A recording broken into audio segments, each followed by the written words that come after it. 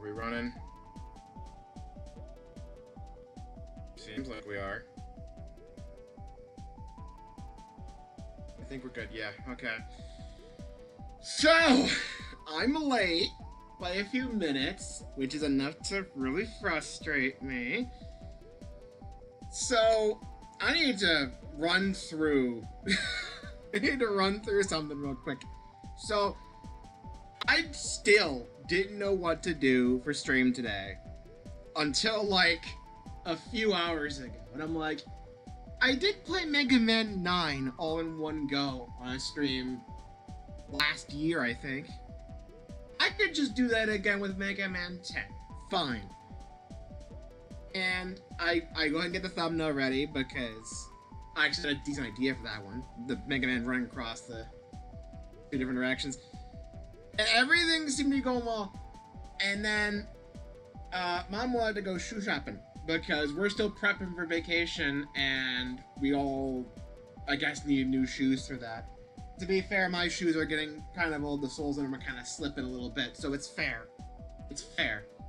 So I get the thumbnail ready. I'm like, okay. This will not be a scenario like last time. Like a couple weeks ago, I think, by now. Where I just make it home, barely enough time left to actually set up stream, and we're good to go on time. Because we're not going nearly as far, and we're just doing like the one thing, and then we're done. So we go shoe shopping. Takes a little bit because, you know, getting new shoes is hard sometimes. You gotta find ones that look good, and then it takes a bit to actually try them out, make sure they fit right. Half the time, even if it fits perfectly fine in the front, the back keeps slipping out and it's super uncomfortable. Whatever. That's all dealt with. So we decided to get some supper on the way back because, you know, we're already in town. You know, Grandpa's with us. We gotta get him food. We gotta get our supper as well. And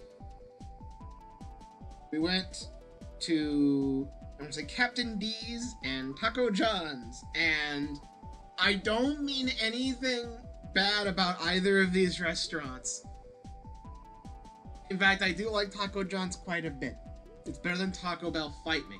But, oh my god. We got friggin' stuck at the drive-thru for both of those places because the people working shifts today were terrible.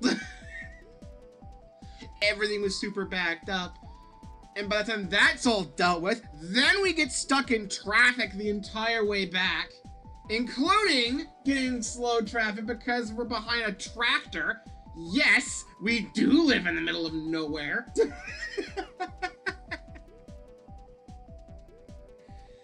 And we make it home at 6:28, 6:29-ish.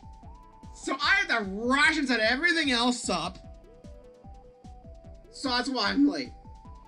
Combination of, I thought everything would just be fine. I thought we'd just be good to go. Nope. Guess not. You know that meme where it's like, I'm probably gonna quote it wrong, but you get the point. It's almost 4:30, which is basically 5, which is basically 6, which is basically 7, which is basically 8. So I might as well not do anything the rest of the day. It's that whole concept. It's twice now. We've left the house with supposedly enough time to get back so we can set up stream, and 2 times in the past like 2 or 3 weeks it's been like, yeah, you've been cutting it close, or nah, not really. So I just gotta stop leaving the house on days where I stream. Alright, it's 1:30, which is basically 2, which is basically 3, which is basically 4, which is basically 5, which is basically 6, which is basically stream time. So I'm not leaving. So luckily I at least decided the game before I left, because otherwise we wouldn't have started until at least 6:45. Ain't the world just fun? Ain't the world just fun? It's fantastic. But here we are. Here we are. Here's the world we live in.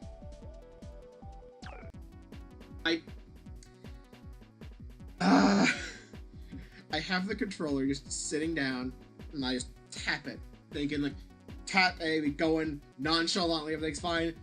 Fat finger the B button. God damn it. The entire moment's just ruined now. Everything's going wrong today. Welcome to Mega Man 10. So, you may remember, as I mentioned before, last year I played through the entirety of Mega Man 9 on stream.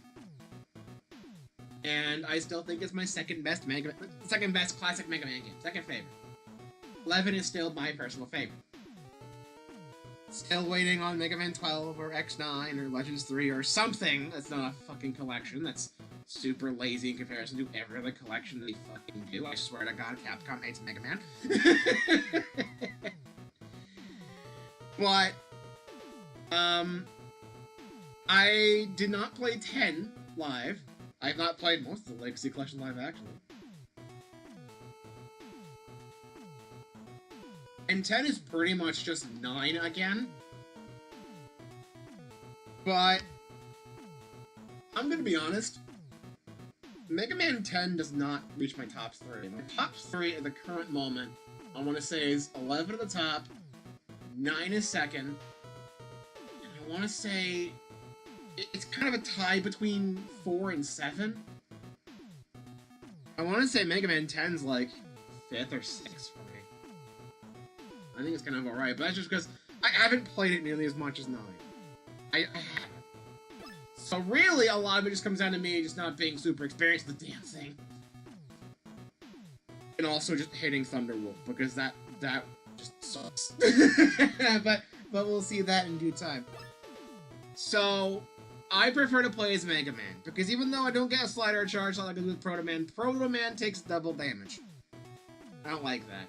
And Base, I think, is fine, but I don't like his Buster much. Being able to aim in any direction is fine, but can't charge, it's rapid fire, and I think you're forced to stand still while using it, unless you're in the air, which is super awkward to me. So I just stick with Mega Man, because he basically plays how he does in Mega Man 2. So, we'll do that. I don't play on easy because I'm not a coward. I don't play on hard because... Look, I'm not the greatest at this game, I'll admit. There's some bullshit in normal. So we play in normal. Not to mention hard also adds stuff to boss attacks. Like, Pump Man, who's right here.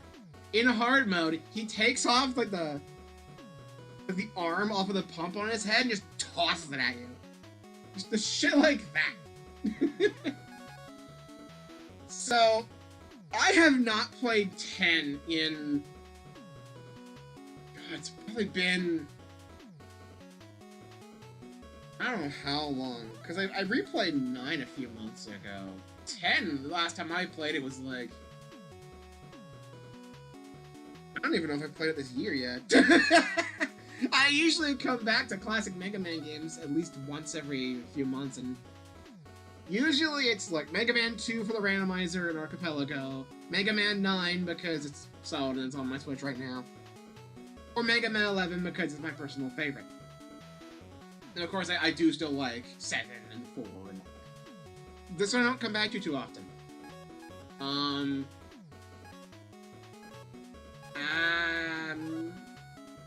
I know generally you want to go with Sheep Man first because he's the easiest, but he also gives the worst weapon in the game.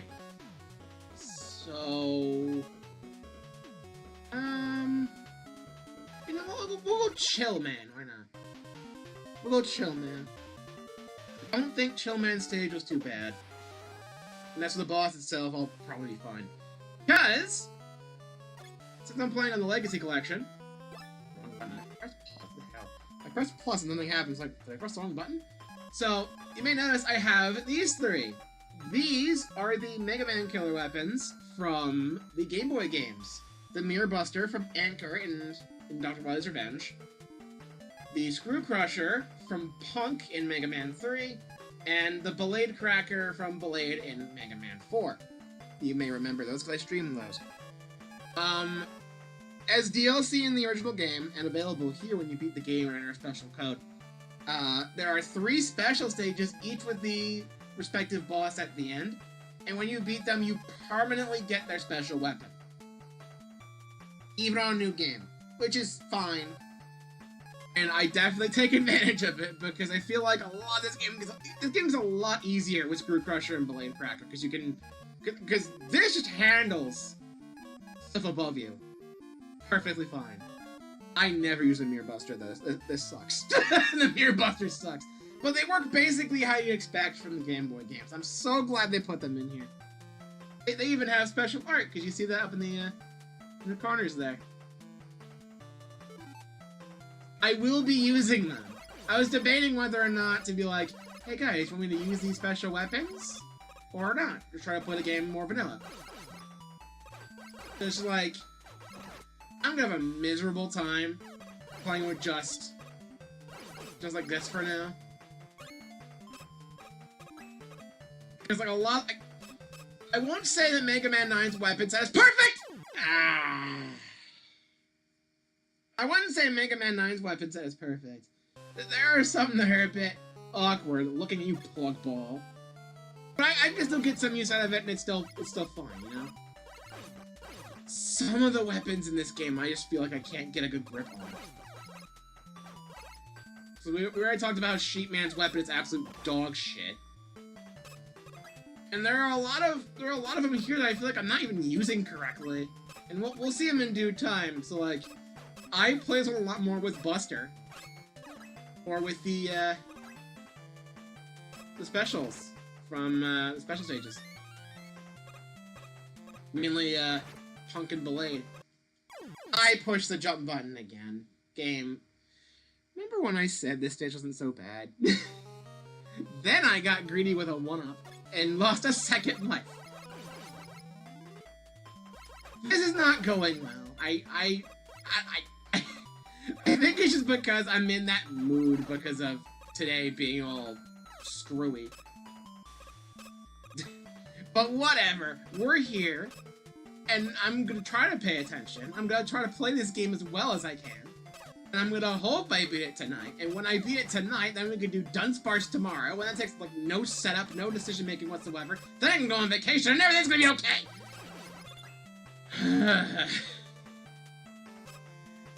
I'm in a mood.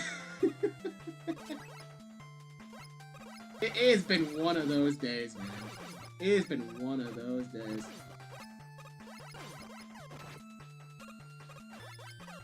Whatever. At least everything seems to be working. I know this every time.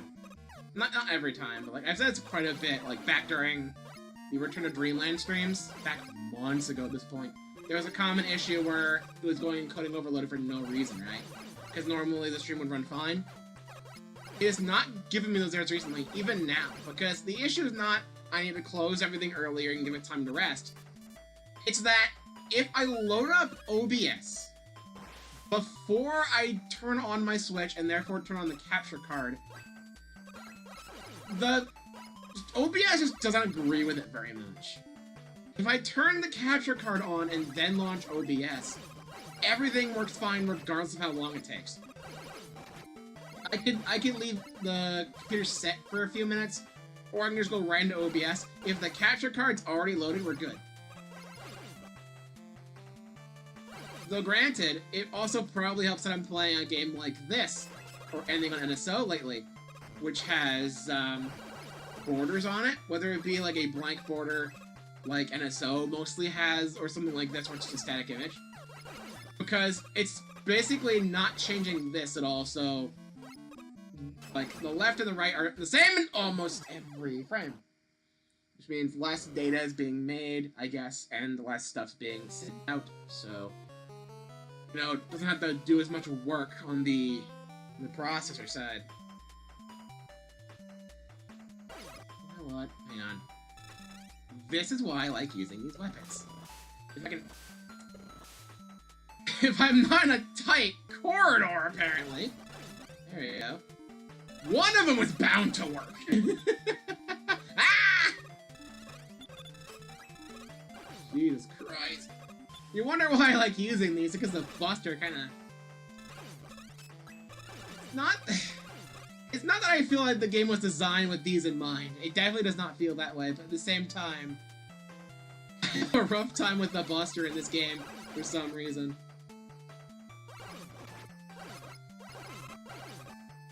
So, like, I don't know. If I could charge it like I can in most newer Mega Man games, I'd be okay.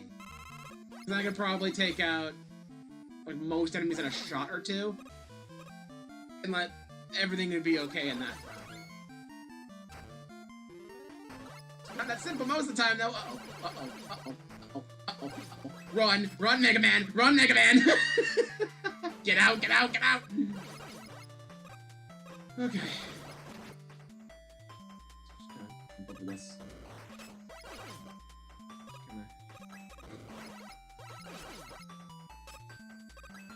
Oh boy. Oh boy.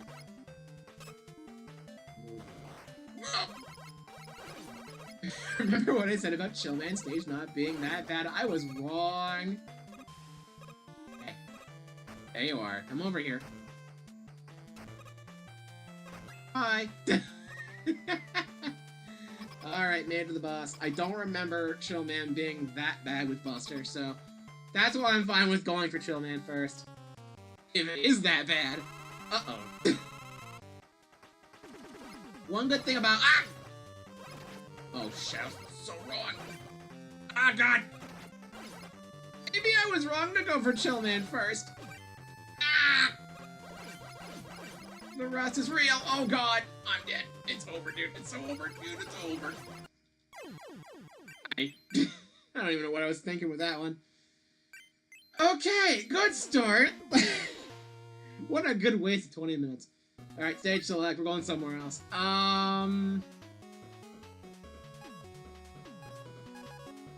Nitro Man, next in the list. One of these is bound to be good. One of these is bound to be good, okay? So, yeah, long story short, I might be a bit more... Yeah, that's the whole reason why I like using these, because, like, I can get you from range. Don't have to risk going up there with the Buster, you know? So I'm perfectly fine with just using these other abilities I have. Even though you don't get them unless you do the DLC levels, and you might not even have access to those until you beat the game in the Legacy Collection. It's just, this stuff's way too useful. Especially Screw Crush. This right here is just too good. Look at this. You get so much ammo for it, and it hits basically everything. Use that thing up there, the traffic light. Like, you smack it with something, it stops all the traffic that normally runs into you like this. Most weapons can't even hit that. Not from the ground. But it's always good to have something that can go up, because depending on where you are, depending on what you're dealing with, but sometimes you can put yourself in a good position just to do that. And then there goes your traffic for a few seconds, and then everything's fine. It becomes a lot more manageable. So you wonder why I like using these so much over just the Buster. Generally, in classic Mega Man, I'm fine with the Buster, you know? With Mega Man 10, I think I've just grown too reliant on the special stage weapons. It's like, especially Screw Crush, they're just so good. And I'm glad they're actually in this, though.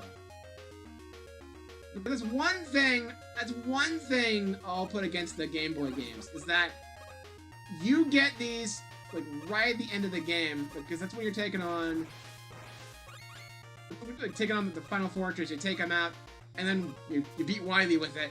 And otherwise, like, that was neat, I guess, you know? You don't really get a chance to use them in the stages very much. Here, you get them for the entire game if you beat the special stages, so you get to experiment a lot more with them than you would on the Game Boy games, and As a result, I've kind of become over-reliant on most of them. I have not gotten any good use out of the Mirror Buster, but, you know. So look at this! This one guy's so much easier! Look at this! I say as I'm getting just run over constantly. Good job, Mega Man. But oh well. This should be okay. I don't think any of these extra weapons are particularly good against bosses. I don't think they're accounted for in the weakness chain, so I think if any of them are any sort of effective, it's like semi-weak, so like it does 2. But generally the Buster is gonna be fine enough. Jesus Christ!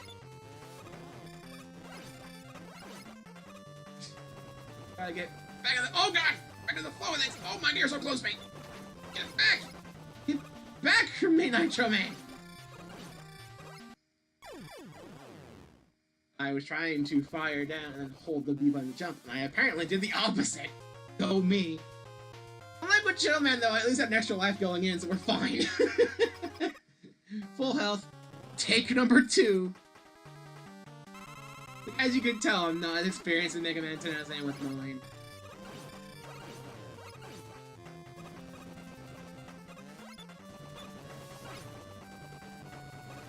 How am I not getting hit? What? There we go. All was made right in the world. Oh my god! Too close, too close, too close! Get away, get away! Ah! Get away from me. I should have just started with Nitro Man straight up.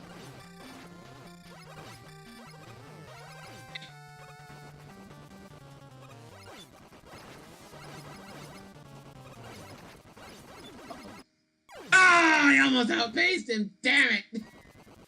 I was like, okay, he's low enough where I think I can outpace him. No, I wasn't. Not quite yet. Oh my god, this has gone so badly so far. I'm sorry. I mean, I wasn't promising quality gameplay or anything. I'm not as good at Mega Man 10 as I am with 9, but like, I thought I'd at least have the first boss down by now. Jesus!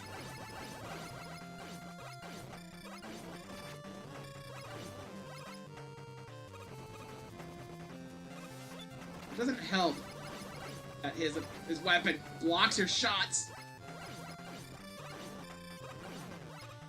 Oh god. Damage race! Ooh! I thought I was good. Oh my god, dude. I thought I was gonna jump right into him, and I was face to face with him. I totally thought I was gonna get smacked. Oh my god. Okay, we got one! 7 more to go and then the Wily Castle. We're gonna be here a bit. I was thinking like, oh, I'll get this done fast enough to where maybe I can do special stages on stream. Nope. We're almost a half hour in already and we've only done 1. To be fair though, the start of stream was me being like, here we go with this. I'm late, let me explain why I'm late for 10 minutes of playing the game. But here we are, everything's fine. It's all fine! The Commando Man's next. I don't... This is another reason why I like using these abilities, because I can do this. Otherwise, you have to sink way down the sand, use the Buster on it, or use some other special weapon I don't have yet.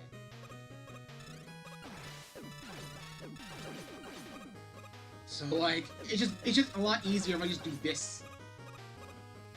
And of course, I've beaten the game without because I did not use the code to get the special stages early. So I had to beat the game without. I just remember it being a lot more in comparison to 9. Excuse me.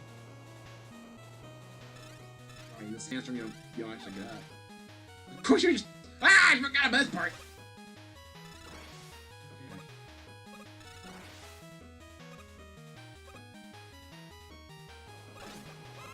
Oops, no, Mega Man, stay there. Stay there, Mega Man. Stay put. Thank you.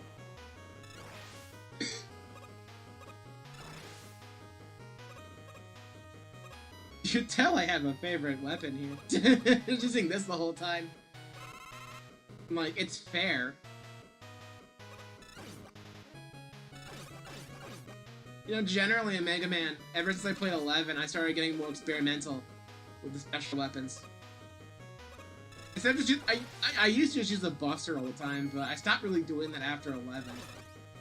I started experimenting more and seeing like, oh, this does more to these enemies, or this is actually really good for hitting up this high, and I don't have to worry about risking my health to go up high in order to get up that way. In this game, I kind of just get over-reliant on the Screw Crusher, because it just mows down everything, so like, I don't know. I do get some use out of the other abilities, don't get me wrong, but like,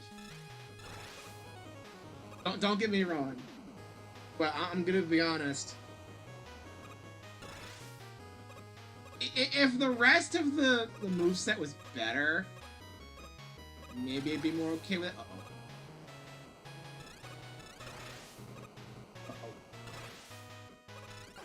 Okay. That was actually kind of risky, not just taking the safe ground there, I'll admit.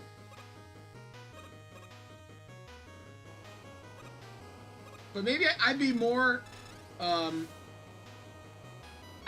to experiment with the other like main special weapons in Mega Man 10 if it weren't for the fact that I'm gonna wait for the sandstorm actually. If it weren't for the fact that a lot of them are just kind of okay in this game. Like, Mega Man 9's set isn't perfect, but it's definitely a lot closer. Oh, I used Screw Crusher the entire time in this level. Now I use the weakest on the boss. Who needs the Buster anyway? Who needs the Buster? Anyway.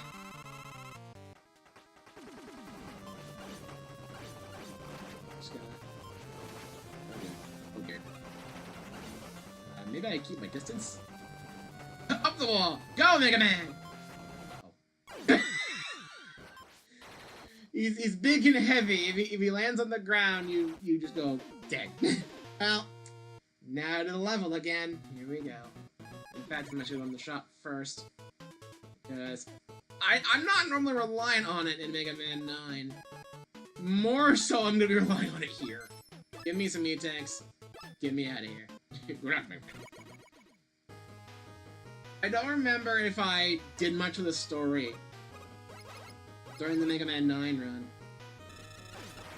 The story of Mega Man 9 was that Dr. Wily, his whole thing, I think, was him framing Dr. Light on an attack because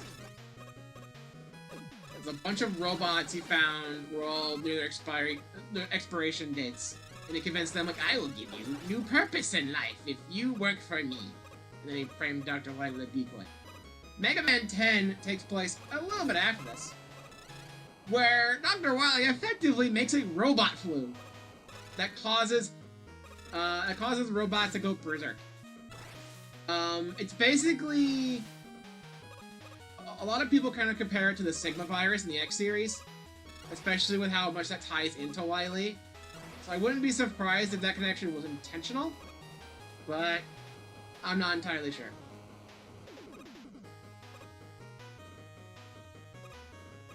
It would be nice if it actually was tied in like that. The extra bit of continuity. And funnily enough, until Mega Man 11 came out in 2018, this was the latest classic Mega Man game. This is where the story kind of ended, which only fueled the theories about it being an early version of the Sigma virus. It's like the classic series kind of just stopped here for a while. And then 11 happened. Which, don't get me wrong, I love. But it also didn't have that much in terms of story. We did get a bit more backstory on Dr. Wily and Dr. Light. The whole thing about them going to university together. And Dr. Wily getting jealous that Light's research into robots went way over the double gear system that Wily had planned out.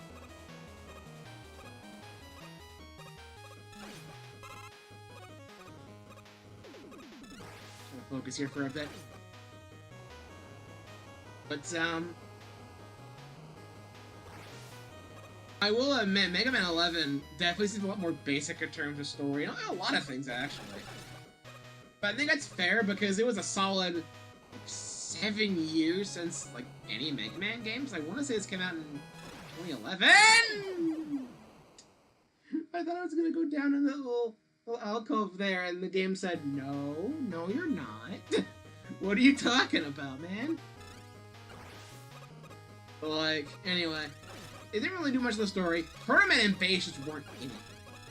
Which, like, fair enough, I guess, for Proto Man. He's kind of like working in the shadows. He's not involved half the time. Bass I don't get. It's like, his whole thing is that he believes he's superior and he wants to, I guess, prove himself to Wily in some way, right? Because he's supposed to be this big ultimate robot that's supposed to take down Mega Man once and for all. And he flubbed that all up immensely, but, you know, can't say he didn't try. And he's legit, like, a really cool rival for Mega Man.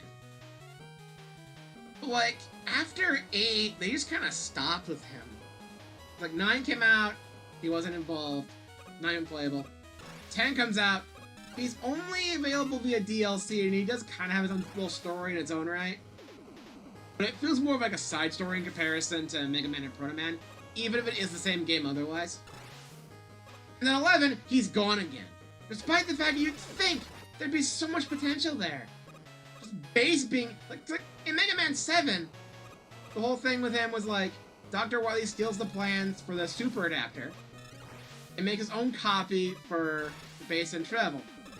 So they have their own, like boosts, like, treble boost, I think it's called. Which does show up, I think, in Mega Man 10 for Bass's playthrough, which is nice. But, I'm surprised they didn't try doing something like that again, where Bass gets fused with the double gear. That would have been a really cool boss fight. Like, a lot of people talk about how the Wily Castle feels like it needs one more level, because it feels like it ends way too fast, and yes, it totally does. It may be my favorite Mega Man game, but it does end a little bit quick. But, I would have loved there was one more stage where, at the end, you fight Bass, who's been revamped with the double gear system. He's doing the exact same stuff you are. So he has speed gear for moving a lot faster, because he's already pretty quick as is with his dash. And then he has the power gear, which basically like powers up treble boost or something, you know? And then, of course, if he gets a little health, that's when he gets the desperation and does the crazy move. That would probably just, like, take you out in, like, one hit, because you're probably pretty low at that point. At the very least, it would do at least half your health in one go, which would be very punishing, but, like, that's what happens if you don't take him out fast. And then they just didn't do it. He just doesn't show up in the game at all, and it sucks, because that would have been so cool. Like a new version of the Bass fights in 7 and 8 with the double gear. That would have been so cool. But I guess the old devil does the job. I don't know. Not really. Anyway, another ability I don't use too much. Commando Bomb, you can aim it. You fire it forward, and then if you press up or down, it will swap directions. And then you can press left or right to swap it again. It's kind of like, and then when it collides with like a wall or a ceiling, the game, it'll hit the wall or ceiling and then have like a spread. And that works pretty fun. It also, because it is an explosive weapon, it can take out breakable walls. So like, it's like Crash Bomber from Mega Man 2. So, I'm not too unfamiliar there. The thing is, you aim it by using the D-pad, which is what you're also using to move, and I hate weapons like that. Where like, to properly aim them, you have to be moving in the process as well. Because like, watch this. I'm on the edge here near these spikes. Moving up is fine. But watch.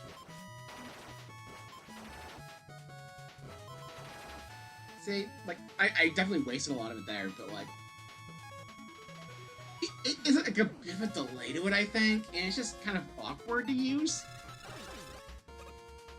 And granted, it can be used well, but like, I have not been great at it. One more attempt here. Yeah. Like, I use so much energy for it, too, because, again, it's like Crash Bomber in Mega Man 2. But, like... I don't know, man. I just can't come to grips with it very easily. And I guess it is on me. But it also makes fighting the boss here a lot harder, because you want to actually hit enemies with the blast, not with the commando bomb itself. Because if you just hit it with the projectile, it does very little. You're kind of just throwing it at the enemy, in a way. It's the actual, like, explosion bit that does a lot more. That means you have to purposely make it hit a wall. And in some places like this, there are no walls, so it's a bit more awkward to hit. So, like, I haven't been the best with it. I think it's alright if you can get, like, come to terms with it, I guess, but, like, I just never have been able to outside of the utility of being able to break open certain walls. So that's always useful. But, like, it's kind of rough. It's not the worst weapon in the game. Sheep Man's weapon is definitely a lot worse, because it has a lot of the same problems, just expounded. There's a lot more. It's not great. So, like... Also, I probably should have done so much demonstration, because I think we're coming down to... Whoa! We're coming down to the end of the stage, I think, and I have, like, 2 shots of it left. Where's that? Come back here, please. Thank you. That was worth going back for, man. That was worth going back for. With how I've been playing, I need that. The Wily cast is gonna be kind of rough, because it starts off with, like 3 sets of boss rushes. What are the weapon tanks for this game? I almost forgot about that. I put in a couple, but the weapon tanks from, I want to say it started showing up in Mega Man 7. So I guess the Game Boy games had them first, and 7 took a lot of stuff from the Game Boy games, but in terms of, like, mainline Mega Man, I guess, most people saw it first in 7. I think, if I remember correctly, I think they refill... They only refill one thing in this game, or they refill everything? Because the ones in 7 only refill one thing. The ones that, okay, that's where I get confused about, because, like, sometimes... Because this one tends to change. Because in Mega Man 7, I think it just refilled the one thing you chose. Which makes sense, because it's basically an E-Tank. In Mega Man 11, I think it refills everything in one go. Which is kind of busted.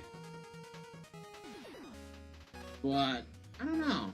I don't remember. I don't remember, actually. Well, I'm going in with this little. We'll find out, because I'm going to be using one. Watch, I struggled to actually use the weakness on this boss.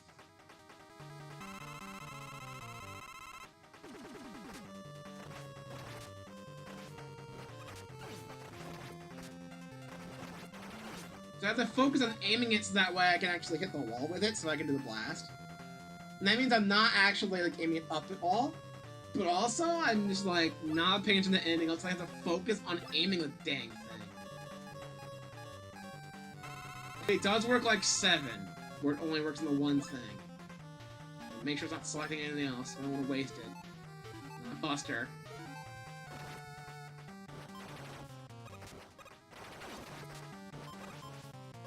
See the problem there? I tried to aim it up to hit the ceiling so I can get him that way. But in the process, I had to dodge, and not like that, I failed to do so. And then I just got hit. And the projectile moved away. So, like, I just can't come to grips with this weapon. I never use it outside of being able to break open walls. So look, if I hit him with the bomb directly, it does like 3 damage. But the blast did like 5. So you want to hit it with the blast. But that's hard to do because you have to not only purposely miss the boss, but also you gotta hit the wall close enough to where the blast hits it. Which may not always be the case because the boss is moving around. It's awkward. It's awkward. It's kind of the same issue I have with, what is it? Gyro Man's weapon in 5, I think? He has a similar issue where you shoot it forward and then you can aim it up or down by pressing up or down to make it switch. I think it's a bit better in 5 because A, the projectile is larger, B, the projectile is the main source of damage. And 3, you only move it the one time, it's only up or down. This is way more awkward. Even though I don't really use gyro that often either, so I don't know. Triple Blade, however, is the first one where I feel like is really good. This is one of the best weapons in the game, so we're definitely gonna see a turnaround here. I might not actually use the, you know what? I shouldn't say that, because I want to keep my energy up, but Triple Blade's interesting because it's a spread shot, and each shot takes 1 ammo, but it can hit up to 3 times in one hit, you know? Even goes through iframes in that case. If you're on the ground, it'll go forward, upright, and a bit more up. Not quite straight up, but kind of close to that. If you're in the air, it flips the direction, so it's going down. So you get a lot of utility just from being able to aim in different directions. It's actually really cool. So, like, watch this.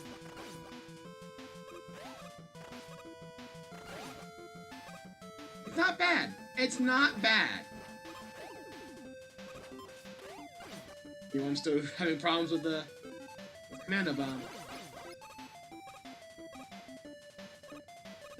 So, like, you know, it's not perfect. So there are good ones in here. Ow! There are good abilities in here, but, like, it's not perfect.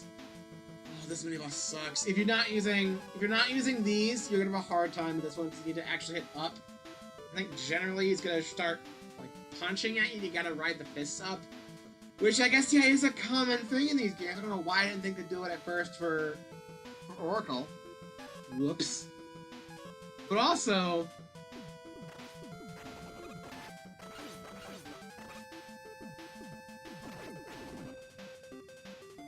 it's not perfect here either. Look at that. Absolutely demolished. Probably could have done a lot faster if I was a bit more skillful, but that still did quite a bit. It took, what? 1 triple shot takes 1 ammo, and it goes... all the shots hit at once, regardless of iframes, and if it defeats an enemy, it keeps going as well, so you can hit multiple things. It's really good. I want to say it might even be the best weapon in the game. Pretty dang good. Pretty solid. Probably should save some of it, though, because I gotta use it against Strike Man, so... it's kind of important. Hey, Rush. I've been using the wheel cutter here as a sort of, like, rush coil replacement for most of this so far, because if you're against a wall and use it, and you hold right or left to face the wall, you go up it. It's actually really cool. It kind of makes rush coil a lot more obsolete in this game.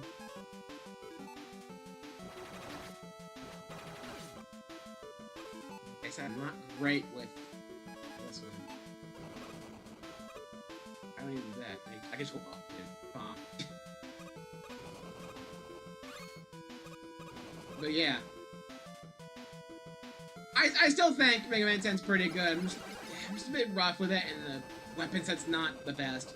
It's definitely better than a lot of the ones like the NES games. The NES games had kind of rough with weapon sets. Nowhere near as good as 9, though. I want to say 9 had only, like, 1 that I feel like could be reasonably called a dud, and even then, it has some good uses. Because I want to say Blood Ball is kind of just like a faster-moving Search Snake, and that's still fine. It just it doesn't have the arc at the beginning. Do I want to use Triple Blade again? Yeah. Same deal. Second mini boss. Well, you know what? I'm gonna go against my ruling. Screw Crusher it is. So I want to hit from the ground as much as I can here. I'm low on health. I need to use an E-Tank now. Jeez.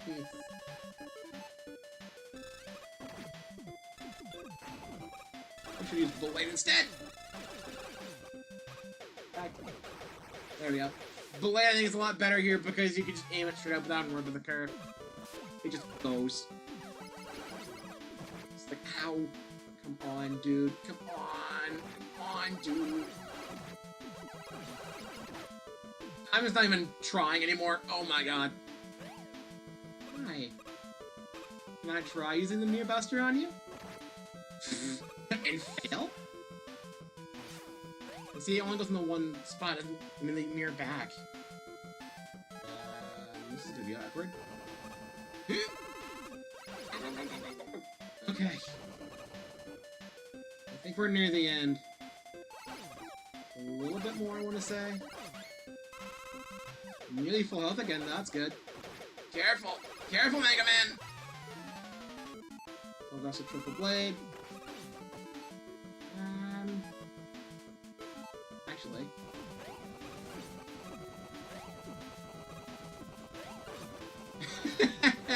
This is not how you're supposed to use this, but it works.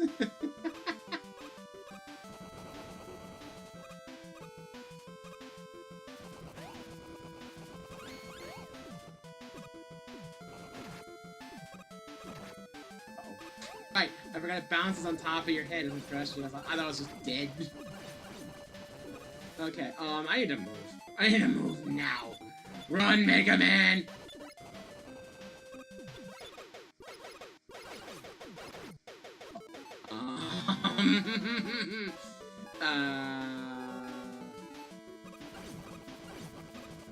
There. This is not the best use of that. I have 4 lives. I'm gonna see how well I do with the Buster. Because I'm gonna be right back here anyway. How long can I last against Strike Man?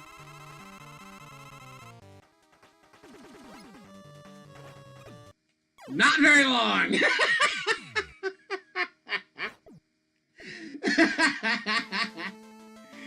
Go team! Alright, for real though.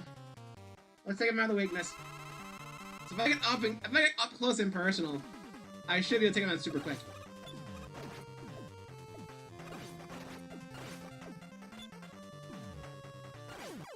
Look at that. Demolished. Not the cleanest, but it works. Okay, so this weapon here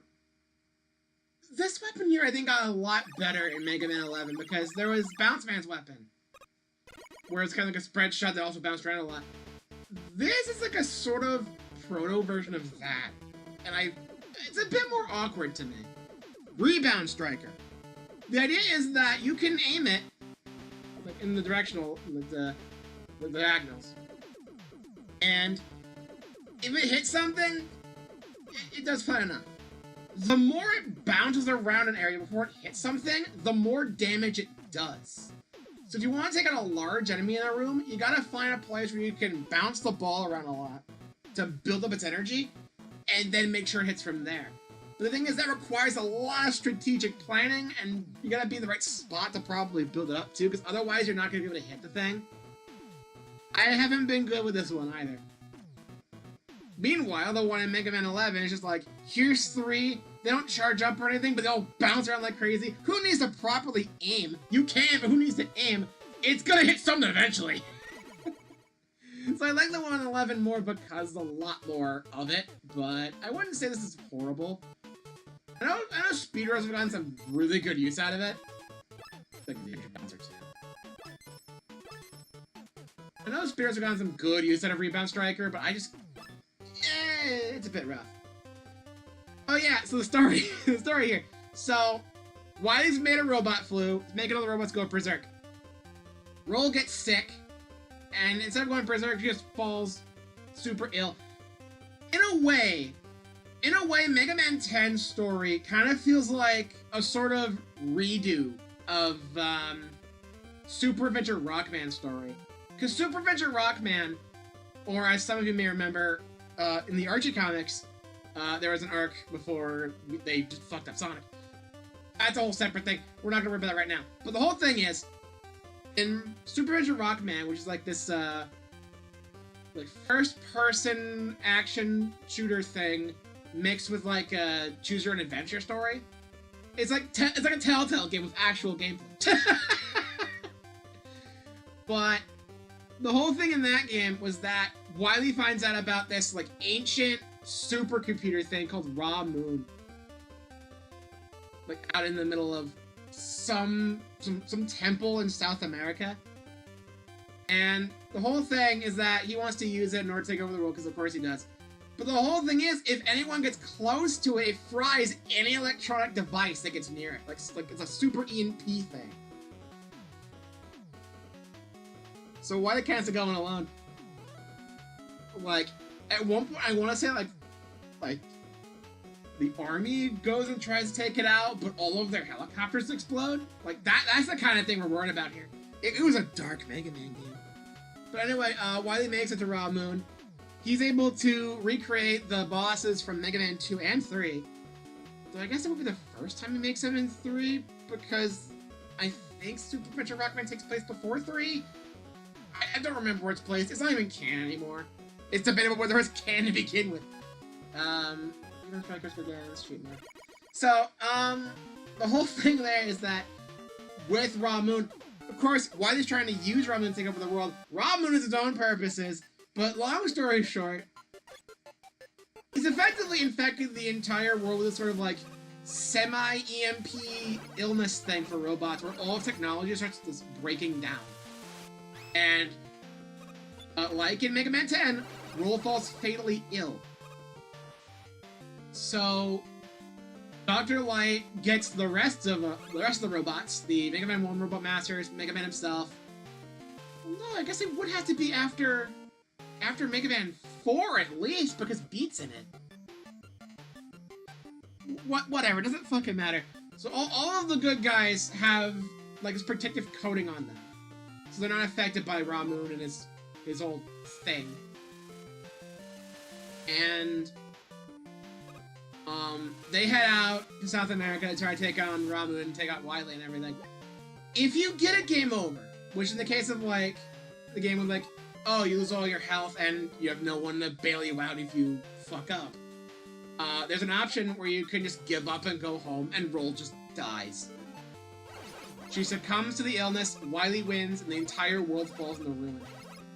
Like, it's dark. Like, there have been some dark things in Mega Man, primarily in, like, I want to say the X series and onwards. Like, mainly in Zero and Legends, I guess, they get a bit more dark. But the classic games are a bit more lighthearted by comparison, you know? But Super Adventure Rockman wasn't the one exception. It never released outside of Japan. But oh my god, that game is so fucking dark.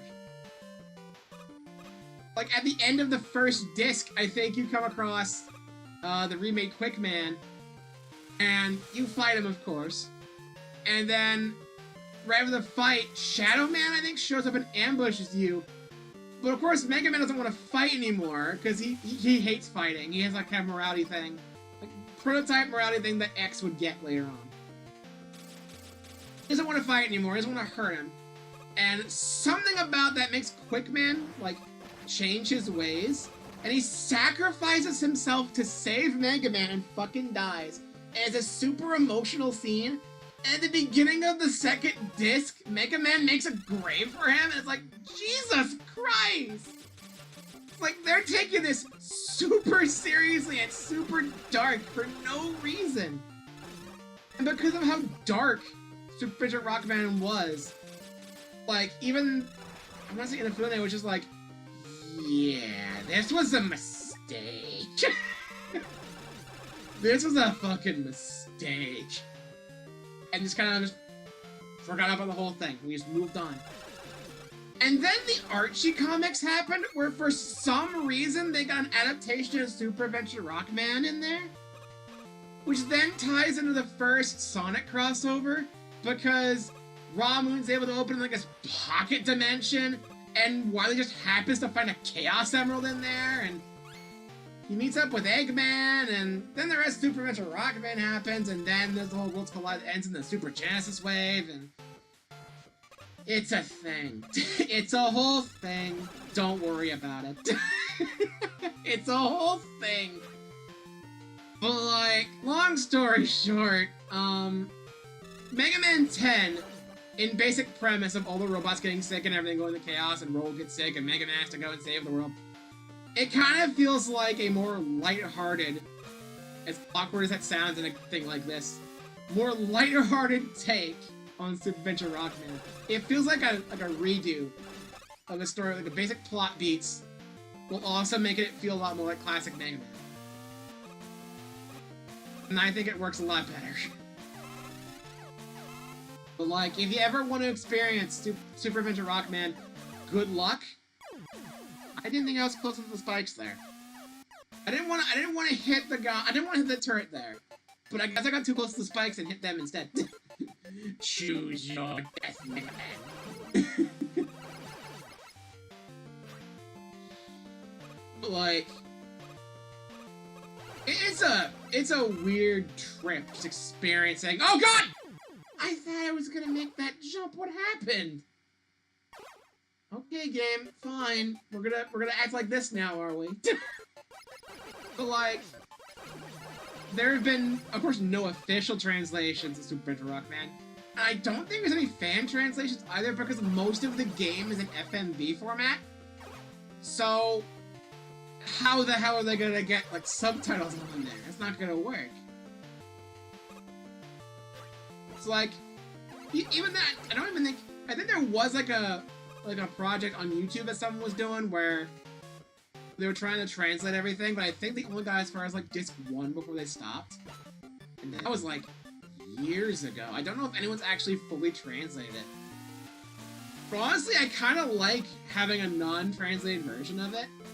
Just like, you don't quite understand what everyone's saying, you kind of have to pick it up through osmosis, and just a sudden turn.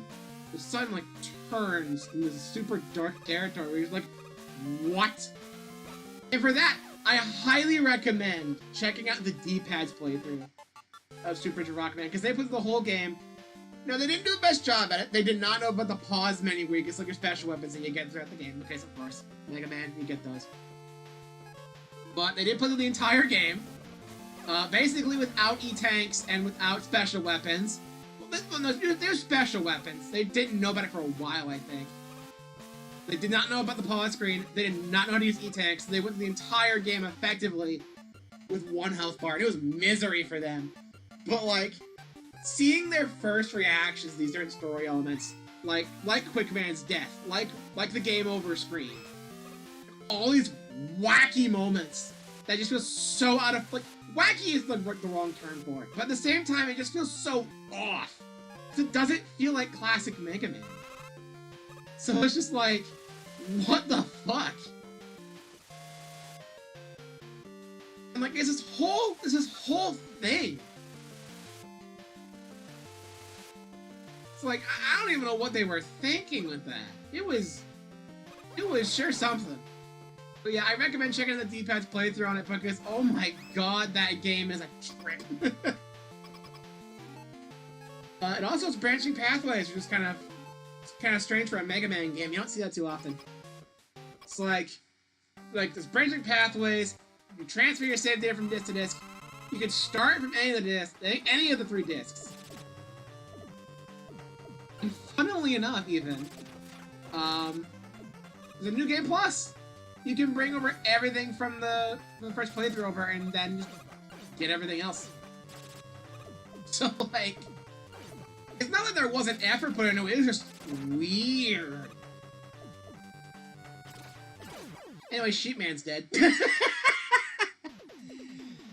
One whole thing about Super Adventure Rockman later, I just don't acknowledge Sheepman's existence at all. Because, like, the whole thing is do robust from electric sheep, take that and make it extremely literal, and then just move on. And we get a garbage weapon from it. Thunderwool sucks ass!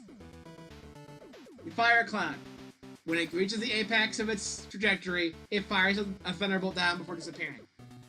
You can't really aim it, and if the cloud comes into contact with any enemy before it strikes the lightning, it'll do 1 damage and disappear.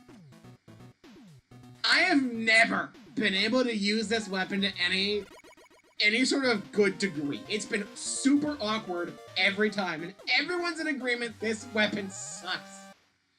I will use it only for Pump Man, and then forget about it, because god damn, it's garbage. It's absolute trash.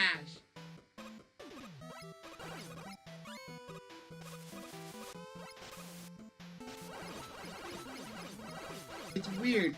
Like, I like the fact that they're a bit more experimental with the special weapons. I'll give it that, but like at the same time, their experiments were not good. A lot of these were duds. I rushed it over all this because I don't want to be bothered. I don't like messing with this whole section because the waterfalls have their own like natural gravity. They push you down. I don't want to mess with that because it makes your jumps super awkward in parts like that. I don't like it. So like, I don't want to mess with it. So like, any point where it's like a major platforming section. See that's the issue right there. Times like this where I wish I had Rush Marine, but they got rid of that after like, what, Mega Man 5? So like, man, I miss it, but also Rush Jet kind of just does the job just fine, so who cares? I don't know. I like my submarine dog. I miss Rush Marine. It's too high. Will this hit? It does. Ah! That's the thought. You see the issue I have with this weapon. Oh my god!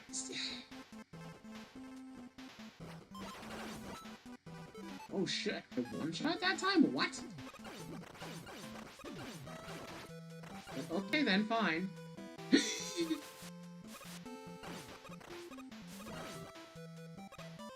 Guess I'm down here now.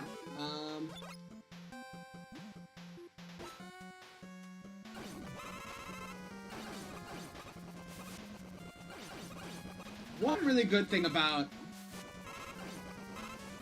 Wheel Cutter is that not only is it a nice way of traversing up walls like this, sort of, but also it's a bit of a shield weapon. Not in the, like the typical way where it's like a barrier around you. There is one like that in this game. We're about to get it actually, but you hold out in front of you. It can just go right into enemies for you. In that way, it's kind of like, what's the name of it? There's a shield, there's an ice weapon in Mega Man X3, where it's named after its charge variant, which confuses a lot of people. The idea is that when it's a normal weapon, you fire it out, it like breaks and makes like spike traps. Kind of like Chillman's weapon in this game, which I did not get yet. But, by comparison, if you charge it, X will hold like this big ice spike shield in front of him for a while, and that's where it gets its name from. It's kind of this, but it's more of a shield. Open up. I'm not asking. Open up. Come on, buddy. Fine. Jesus Christ. Be that way, I don't care. I hate these Mets because these Mets will stay closed. There's this whole rumor about how if you hit a Met when it's like head is down, it won't open up again. That's not true for most Mets. It's true for that one, and I think that one in particular messed with everyone. Now watch, even with the weakness, I cannot properly hit Pump Man with it. Go Thunderwool! Suck! See? Look at that.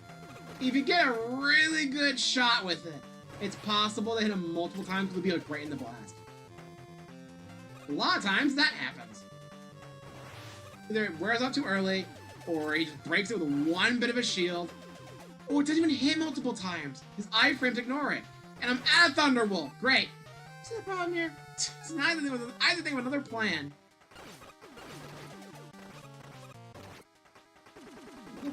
He's fucking glued to me! Dude, stop that! You're just glued to me, I couldn't do shit. Now granted, Thunderbolt does take out his water barrier, his water shield, instantly. That's good. Everything else either bounces off or does very little to it. At the same time, like... Come on, man. Dude! That works pretty well. That gets rid of a lot of them. So there's nothing, or, like, it breaks to a few of them. Jesus Christ. That was rough. You can tell your weapon is absolute trash when even when using it against the boss that's weak to it, you can't freaking do shit with it. Meanwhile, here's a weapon that a lot of you might be familiar with if you played a lot of Flash games growing up. Water Shield! This is a weapon you could get if you played as Mega Man in Super Mario Bros. Crossover, and it was super good in that game because each individual water bubble is effectively one shot. They're all separate. And they can hit these multiple times. It takes out more and more of your shield, but it does hit multiple times. You can also press the button again to fire the rest of the shots out early. Which at that point, it becomes basically as useless as Power Stone from 5. But it, it can be useful just to refresh your shield. Maybe get like one chip shot at it, you never know. It's really useful in Super Mario Bros. Crossover because it absolutely annihilated a bunch of blocks. You can just tear through blocks like nothing in that game. Because, like, you just keep hitting the blocks with it. It's just, they're gone. It's like one water shield bubble breaks a block. And the water shield kind of works that same type of vein in this game. Working it multiple times. It's actually really cool. You'll get to see it more when I actually get to Solar Man, because when I get to Solar Man, that's when things are gonna get fun with it. Because I'm gonna see how much I can do with like very little ammo. I want to refresh the shield as little as possible. Is Buster my best option here?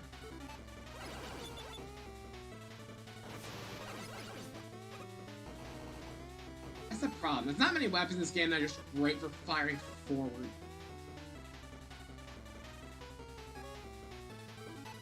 Maybe I can get something out of this.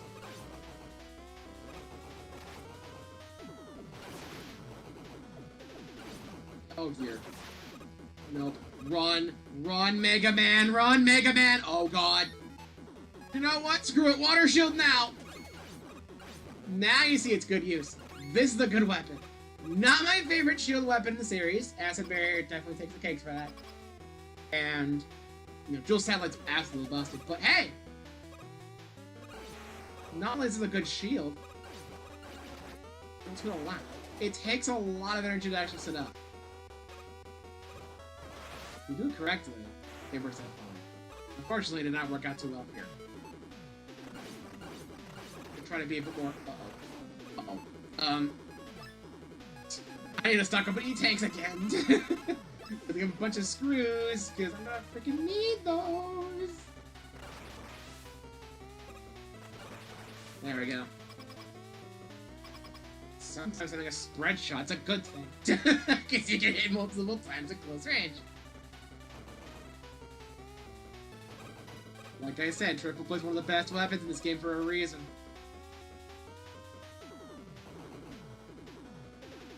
I'm not gonna act like it's perfect to aim or anything, but it can be a pretty dang... Oh my god, look at that! Godsend!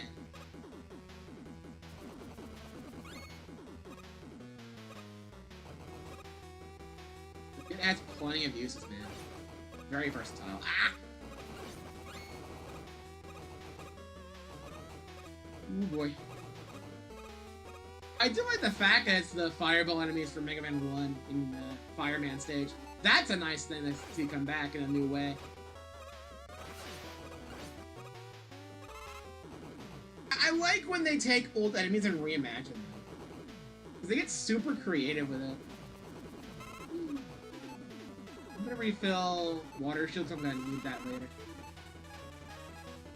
I think I'm gonna have a better shot against Solar Man with the water shield than I am with the mini boss we just fought. So, you know, given all that.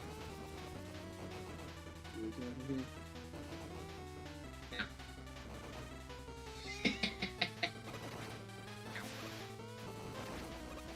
Also, ow.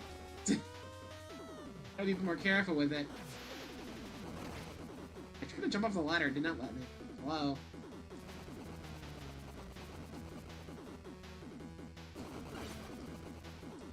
This is not working out for me. I'm gonna not do that anymore.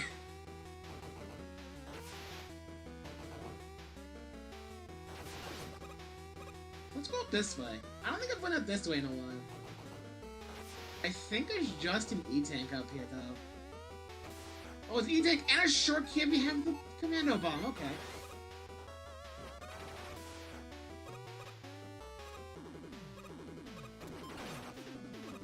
I told you I'm not great with his weapons. It's not good. Triple Blade's really good, but... There we go. Boss time! Alright. Water Shield. I actually really like the concept for Solar Man's boat, because it sits on his head. If you keep shooting at it, it grows larger and makes the shots harder to dodge. But you can extinguish it with weakness. I don't know why it does so much damage. Ow! Oh dear! I don't know why shooting at it charges the weapon. It's because Mega Man's Mega Buster is solar powered. I did like 3 hits in that one shot into the last little bubble there. Like I said, Water Shield could be really good in the right hands. But like, because you're shooting solar energy at him, it charges him too. That's a nice little detail I really appreciate. Anyway, here's poor man's Pharaoh Shot. And by that I mean it's a fire weapon that really could seem to be a lot better. You shoot a little thing forward, and after a few seconds, or I think you can also activate it a bit early, it does a little, like, spread thing left and right. It's a very horizontal weapon. And I haven't been able to get too much use out of it. That's just me, though. There's probably some uses for it out there, but I'm not great with it. So I'm not really worried about it too much. Anyway, back at Chill Man. We're gonna get revenge. We're gonna get revenge on Chill Man. So yeah, as we replay the stage again. Now they nearly full arsenal. Watch as the stage gets completely destroyed, as I actually have a way of dealing with most enemies now. But like,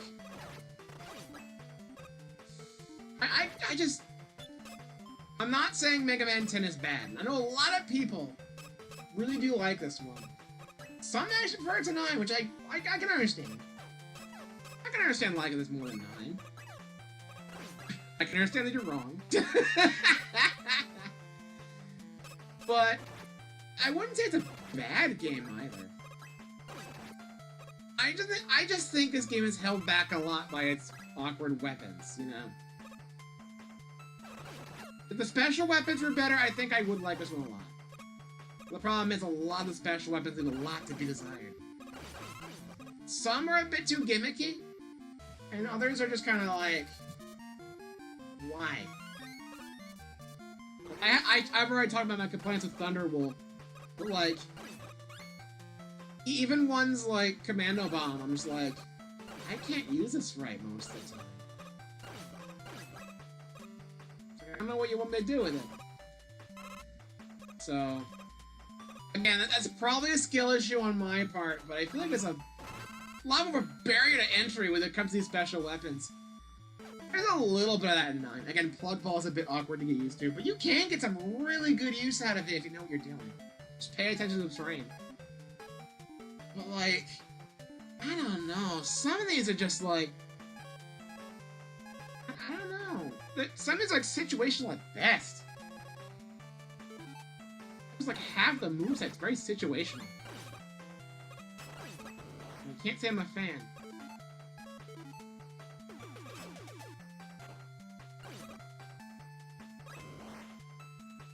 One problem with the water shield is that it can hit those ice blocks because they do get air after your weapons, and you saw with the triple blade.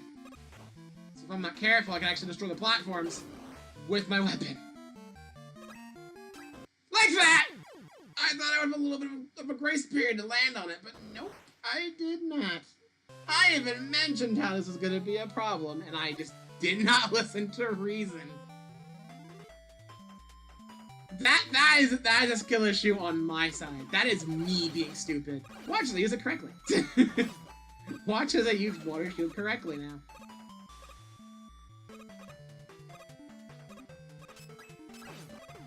Like, man.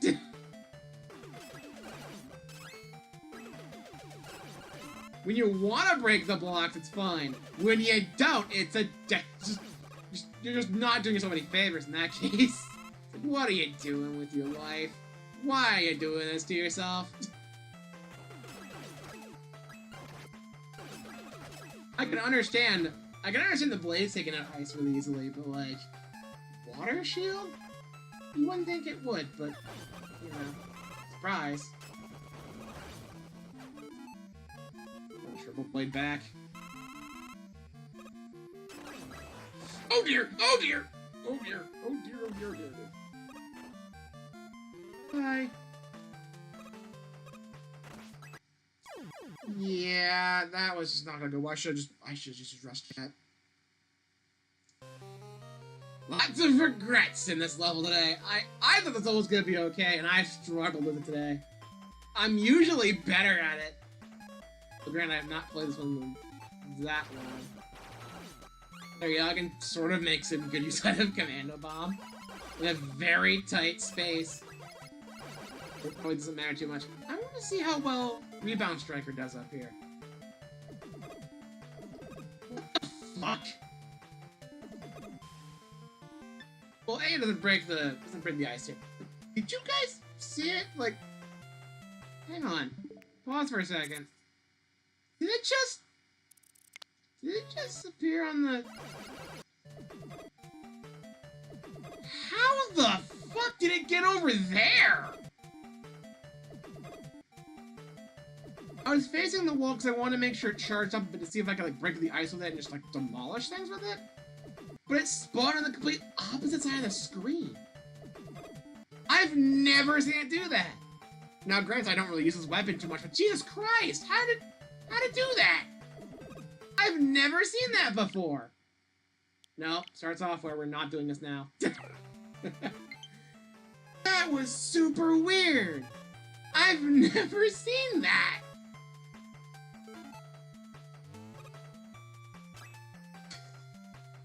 I just wanted to see what would happen. It does get caught on ceilings.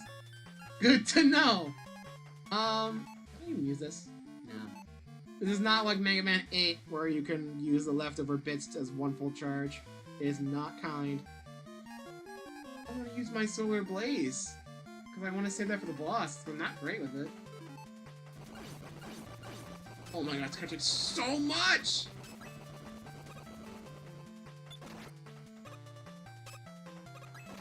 I wish I could slide.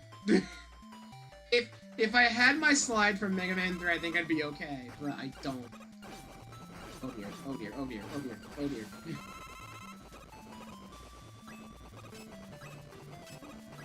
I'm wasting so much of this, but I do not care anymore. At this point, I just want to rush the jet. Oh god! Like, I just completely blanked on using the... Oh god, no! Rush! Rush, come back!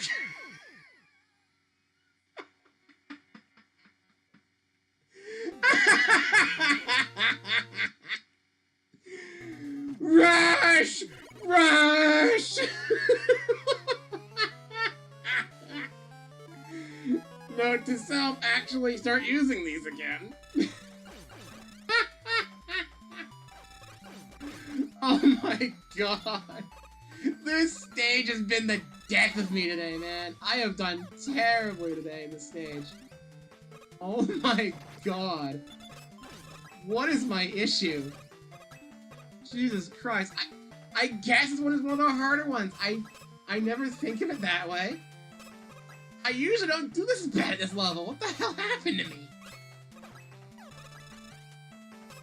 I guess this level is just cursed today for some reason. Ow. Ow.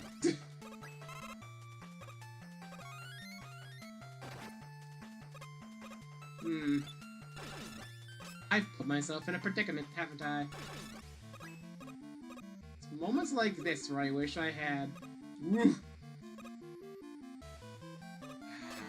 Wish I had one of those spike protectors. Or maybe the super arrow, even. Would I have enough room to just land super and just glide across? Probably not. Would have been funny, though. Super arrow is such a weird, like, utility weapon in Mega Man 5, I think, had it? It's so weird to me, 'cause it's like Rush Jet as a proper weapon. Because you fire it takes a bit of energy, and as long as it's on the screen, it also takes more energy? Which, like, why? You completely drain your energy after standing on it for 2 seconds. It's really dumb. I don't quite understand the thought process there. It's such a good idea, because, like, it's a weapon, it does hit things and deal damage. But also, it's utility, it's like Rush Jet, you can fly over it. You can fly over stuff with it. But, like, just because of how the weapon energy functions and the fact it doesn't stick to enemies like it would a wall. Like, you'd think it'd be a sort of replacement for the Rush abilities, but no. It uses way too much energy for no reason. It's super weird. I like the idea, and I like to see it come back as like a little side thing, but I wouldn't say it's a necessarily good utility.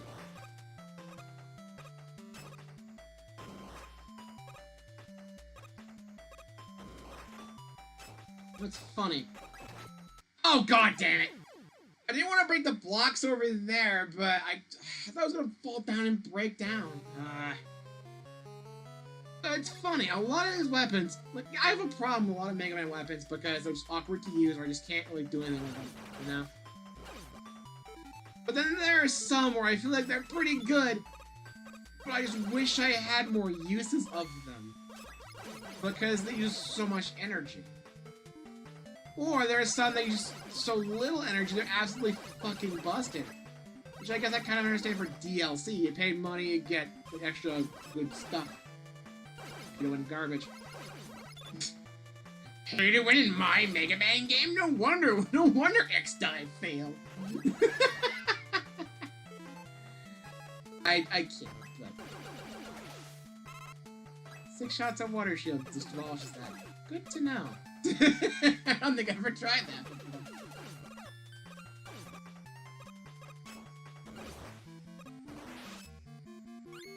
Let's switch away from this.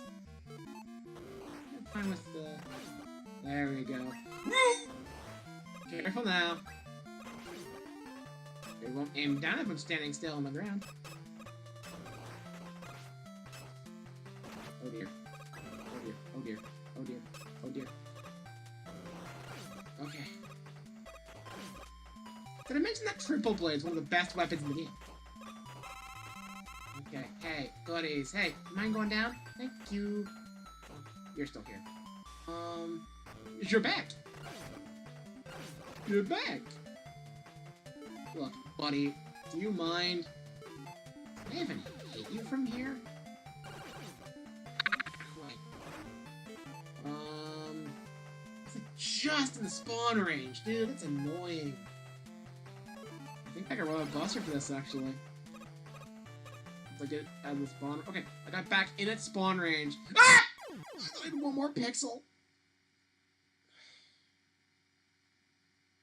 I can get back in spawn range as it falls down if I'm really careful. Unfortunately, I'm not that careful, and I just slipped my doom. Again, I have struggled today in this level, I don't know why. We're not even at the end game. Look at how bad Commando Bomb is. Yeesh. Oh my god. It's been one of those days.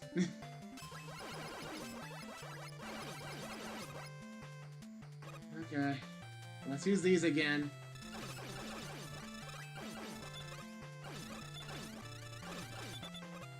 Oh boy. So yeah, I'm not great at Mega Man 10. I'm not great at Showman Stage specifically, apparently. I'm struggling here today. Maybe I should get Beat. Is Beat a thing in this game? Those out of pits? Is that still a thing in this game? I don't think it was a thing in 9.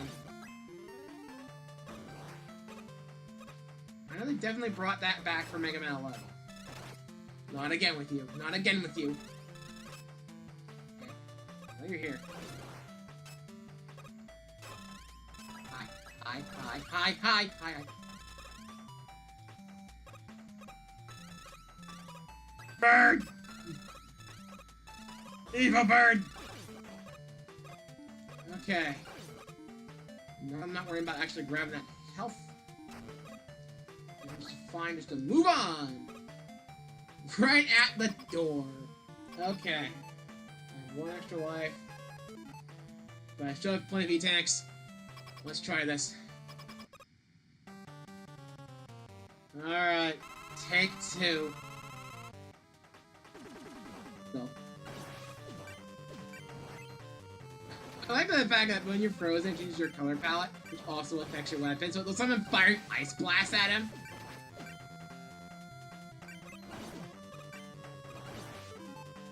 I'm glad I can pause while the weapon is active. You can't always do that in Mega Man. Okay, save myself from doom. I don't like this weapon. So it breaks upon contact with something, but also after a certain amount of time. And it's only horizontal. It's weird. I've not gotten used to that one either. Now, this last one, this last special weapon is a bit more on the interesting side. So, remember when I mentioned Mega Man X3's ice weapon? This is basically that. You fire like this glob that when it comes into contact with a wall or a floor, it will become a spike trap. When an enemy hits a spike trap, it does damage. If you hit an enemy directly with the glob, it does damage, but also freezes them. Also, Mega Man got sick. So, yeah, that's not great. I like this representation of the world, by the way. Usually when you see a map of the world, usually they have it set so the Americas are on the left, and everything else is on the right side. But here, the Americas are on the right side, Africa, Europe, and Asia are on the left, and Australia's the dead center. It's really interesting to see the map like that. Is that just how the map generally looks in Japan? Is it just an American thing where it's more set so the Americas being on the left side? Also, haha, I tricked you. I'm the one who caused the mayhem. Who could have seen that coming?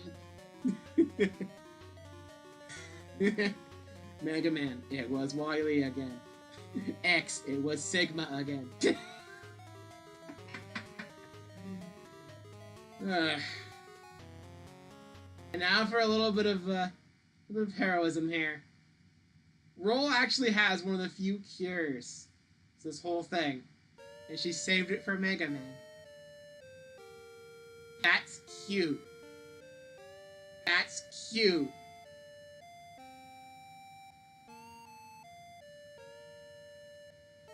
Like, I understand that, like, this is before Dr. Light properly built morality in the robots. This is before they actually have proper free will, like with Mega Man X. But you can tell there's a little bit of that, like a prototype morality system going on in their circuits. Because there's still stuff like this that happens, even with them being robots. They really shouldn't have a sort of like free will morality system like that, but they do. It's like Mega Man has a sense of justice, Rolls like a super kind-hearted little girl. It's like, there's certainly still a sort of morality thing built into them. It's just not as complex and it's not full free will like X. And then they do touch that a little bit with Mega Man 11 because Dr. Light wants to have robots that are more like humans so they can work together, while Wily wants to focus more on robots being used as tools. It's not necessarily wrong. Because like as a whole, like if you give a robot proper morality and are somehow able to give it enough intelligence to have effectively free will, that leads to like moral conundrums, you know? Because they're not human, but they still feel like a human. Anyway, this is an interesting boss fight because it's spread across 3 phases across the entire first Wily stage. These are like memories of robot masters from the past. The first chamber has 1, 2, and 3. Second chamber has 4, 5, and 6. Last chamber has 7, 8, and 9. With even new 8-bit sprites for 7 and 8, which is cute. Each different memory has their own weakness. There is some overlap. What is Woodman weak to? He's normally weak to... He's really weak to atomic fire, so... Solar Blaze may be good against him? No! Secondary. Air Shooter is surprisingly good, but I have no equivalent. Metal Blade is like the common second go-to. This is a sort of blade. It's either that or it's going to be Cutter. I feel like Will Cutter be more realistic.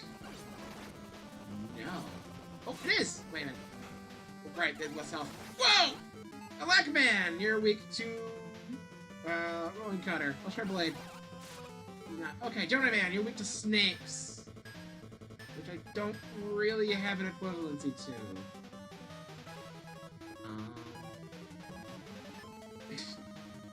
Maybe Commando Ball? If I can actually hit with it. I don't know why he moves around like this either. Oh, this is not going well. I should have gotten more E-tanks. I have, what, 6? Yeesh. I bought more. Cutter. He fires up the shield a lot faster in this game than he did in Mega Man 2. That's what's fucking with me. Because he definitely... In Mega Man 2, he holds the shield for longer, but here he doesn't. Here he kind of fires it instantly. It's a bit awkward. Oh dear. This isn't going well because... Oh my god, I should use Water Shield. My last life. I'm gonna go back to the shop after this anyway. I think I'm just gonna take it. I'm gonna take it and max it on E-tanks. Because this is where it's gonna be eating up most of them. Yeesh. Woodman again.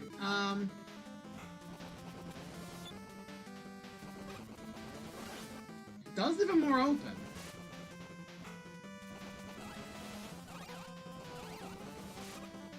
Okay. This is not going well.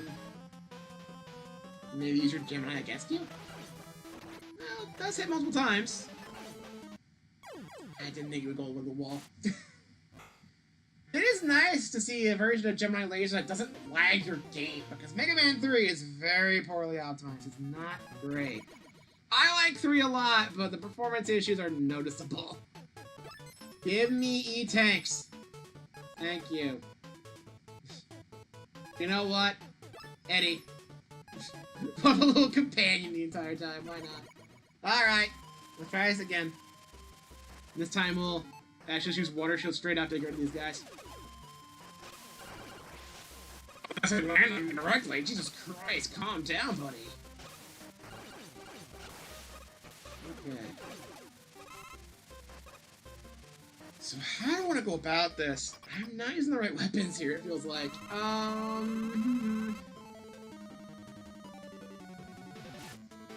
Gemini Man. Maybe Shield Spike? No, that's not very good at all. Did a lot. Ow. Rebound Striker. Use your Gemini against you, because it bounced around. Oh, didn't hit. Try Blade against you. What? That's your weakness right there. Triple Blade's good against Woodman. Okay. Gemini again. Gemini. This won't work. Yeah, that wasn't right. Shit. We gonna strike her again? Well, did okay. Be tankle, I think. What else can I use against him? I don't want to explode her shield. He's not weak to a shield. I don't think it's gonna be triple blade again. I don't think they do that. I could be wrong. Please? Because you're kind of icy? No. More crystalline, nice. That drag will kind of sucks ass anyway. Hi, Cutter. That one's pretty easy to figure out for you. Okay, let's try Commando again with Gemini. Well, not really. 2D takes down already because you're fighting 3 robot matches at once here. It's stupid. Just get rid of him. Don't know your weakness. Doesn't matter. Get out of here. Now the actual stage starts. There's 2 more rooms like that, by the way.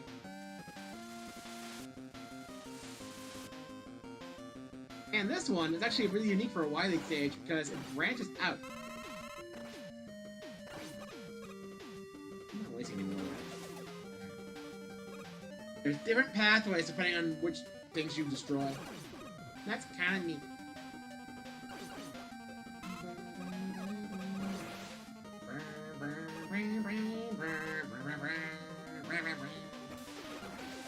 There we go.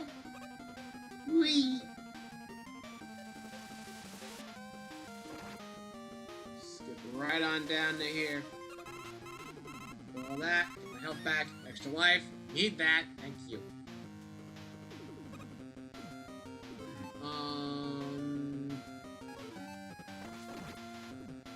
Should be coming up on the next memory chamber, I think.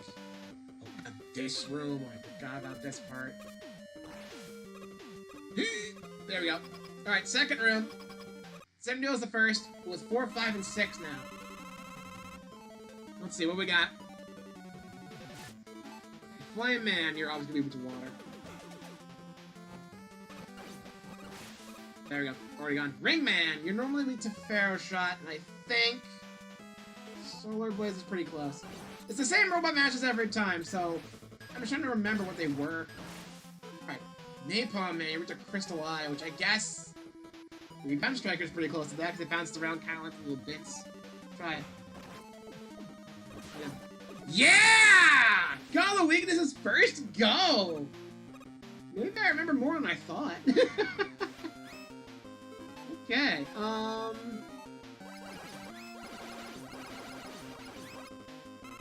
go. So I'm gonna start using this a bit more. It's nice to have actual energy left over. Ooh.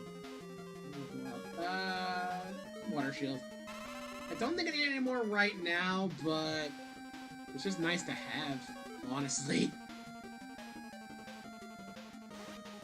It's like, there's a couple go-to weapons here, I'll admit. Game, you jerk. Holding out on me, game.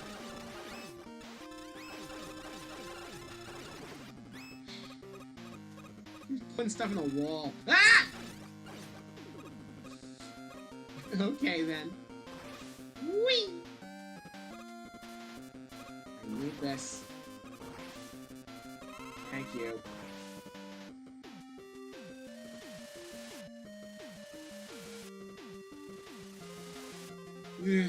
Okay. Ooh, spike fall. Oh boy.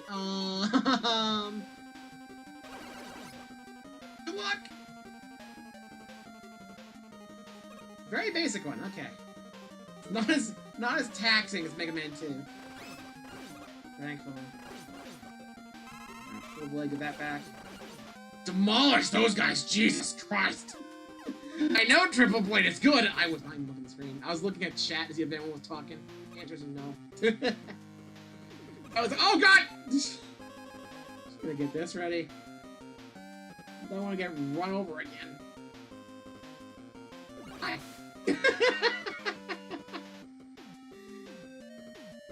Wow! I like the fact that this does go through the shield. Very convenient in that case.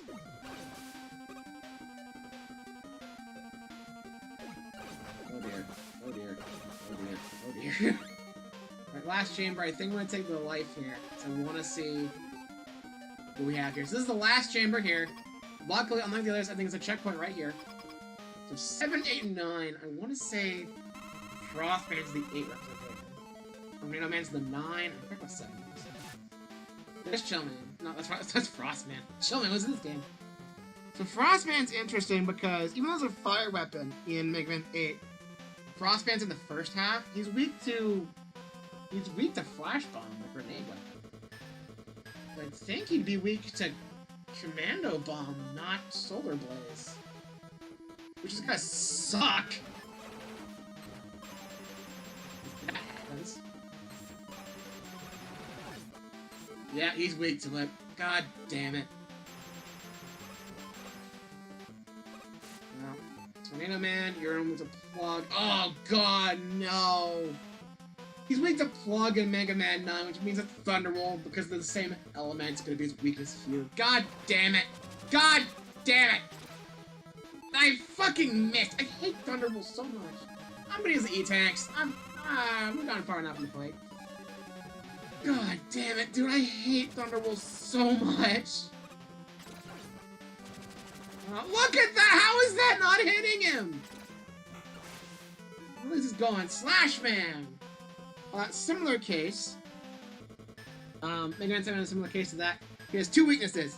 He gets stunned by both fire and ice. But generally, because you're in the second half, you're using ice first against him. Unless you do Turbo Man first. I'm gonna try Chill Spike first. Just be freezing. This will land with spikes, I think, though. Yep. He's hit the spikes, but it is his weakness. Makes it really hard to actually dodge if you don't have a slide. Alright. We're gonna Buster, the rest of Frostman, because I'm not even gonna try using Commando Bomb anymore, because that sucks ass too. Jesus Christ. That could have went a lot better. Oh well. What are you gonna do? What are you gonna do? Whee! That happened a lot than I thought it would. Why just stand around up there? Look, that Mega Man, come on. Get yourself in gear. But this ain't Mega Man 11. I can't use double gear. Shut up. Alright, this stage. Ooh. Let's go refill Commando, but that's fine. As much as I hate it, it'd be nice to have the boss rush. He's at the end of Wily 3?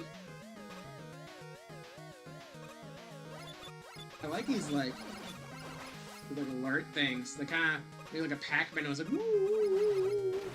Ah!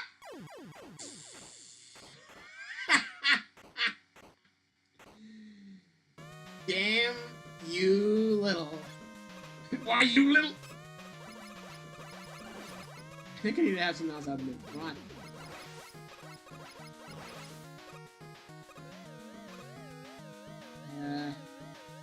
Go to.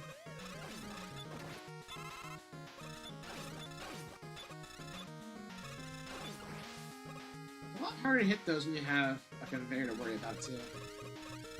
Out of the way. Out of the fucking way. Ah!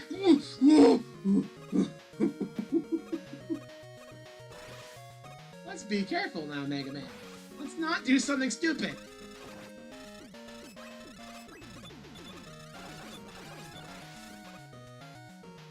Actually use Commando Bomb correctly. And bonk. And then wheel. Wheel again. Who needs Rush Coil? Am I right? I think we'll put the Phoenixes again here.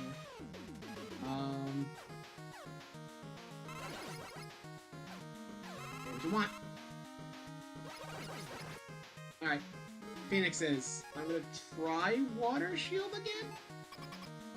I think it's supposed to be their weakness, but I did a really good job with Triple Blade.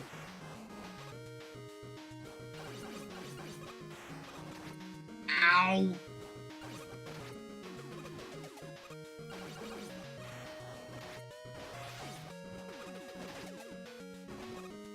Maybe something else. Back at Triple Blade it is.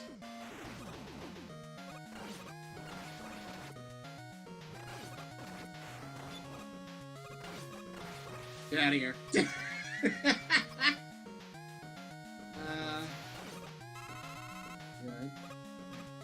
Crushers. Don't like that.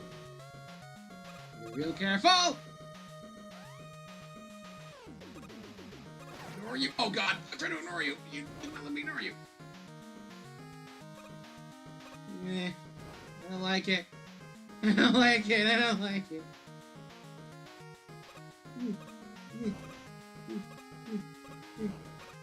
Crush down so I can leave. Go. I think it's the soccer thing next. Rush. Thank you. You can still be useful when there's no wall to go up. It's the light bulb thing next. Okay, we're not even bothering with anything like this.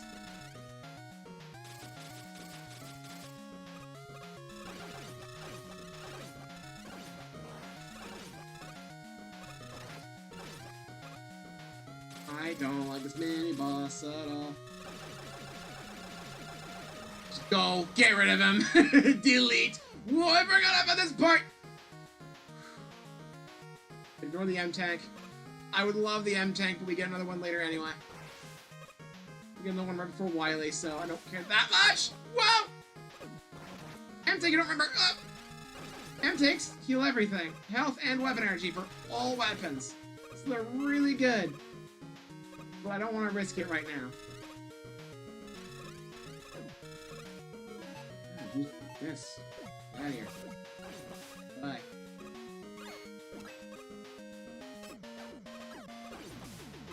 Okay. My life is tempting.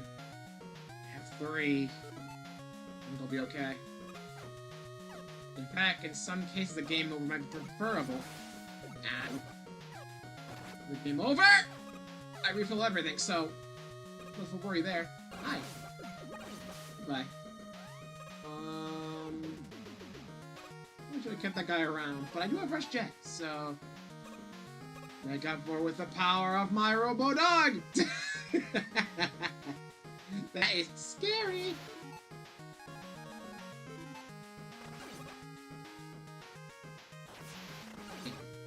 Alright. Actually, let me Rush Jet out again. What do I want to refill here? Water Shield's tempting. I'm gonna need that for Solar Man for the refight, but I think I'm gonna refill Triple Blade right now. That's more useful to me.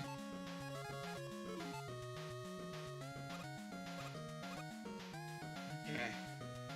More Crushers. Be careful, Mega Man. Be careful.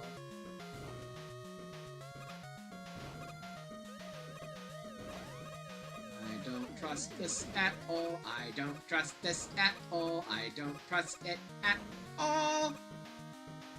The spikes too. There's like no safe ground.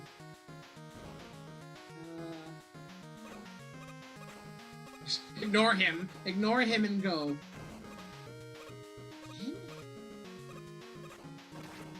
Ignore that guy. Ooh, you can't me. Just tank it. Refill whatever you can. Okay. This is gonna be awkward.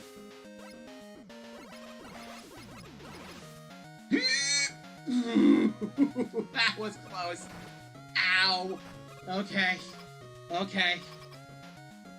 Oh god. Oh, I think I remember this boss. I'm gonna let it take me out first. This is gonna suck. Oh no, it's the next stage, I think. The crab is... Oh, this crab is... Oh, the crab's not great either because it's weak to Thunder Wool. I didn't think you'd go through the platform like that. Ow. So he's weak to Thunder Wool. You want to hit him in the eyes. But, you know my problems with Thunder Wool. You know my problems with it. It's not good. It's not good. I don't like it. I'm sorry. It's just not... Oh dear. Look. What was that tool? It's not nice.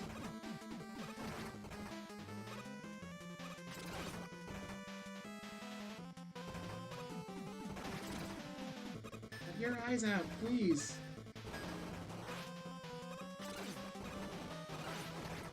Use the claws. I'll take the claws first, that way the eyes are more open.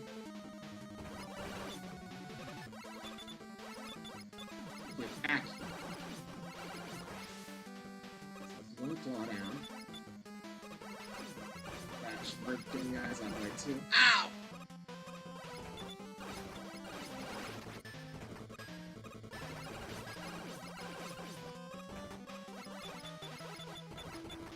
I'm glad I can hit him back though.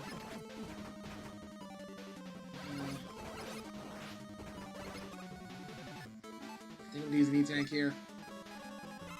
Oh boy, this is not going to be going great. You know what? Hang on.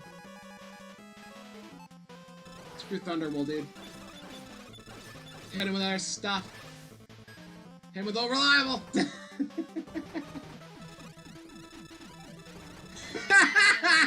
Oh, they're reliable! Oh, they're reliable!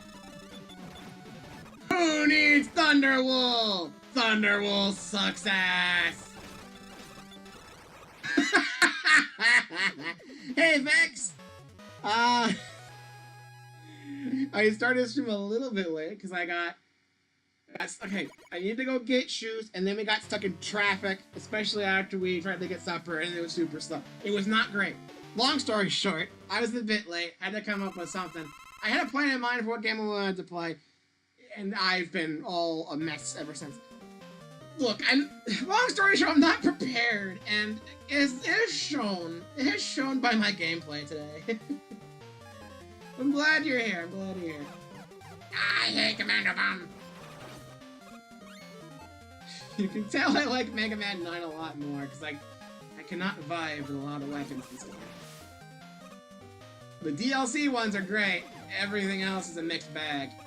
Well, I say DLC buffs are great, and then Mirror Buster exists. You may remember these weapons, by the way, because they're from the Game Boy games. Actually have more of a use here because you're not using them at the very end of the game. Alright, I want to fill...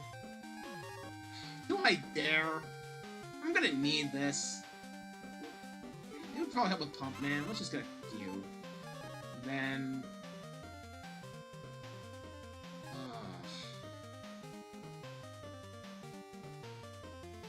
Refights are next stage. You know what? If I remember what the boss is here, I think I'm gonna want Rebound Striker.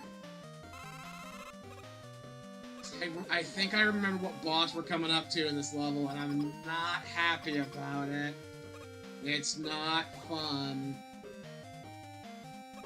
Oh boy.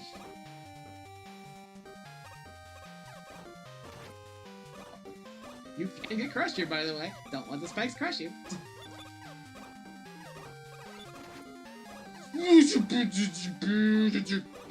Careful. Look, the game's nice and puts a platform here for you. Don't have to go with it yourself. Hey, Joe. Hey, Joe. How you doing, Joe?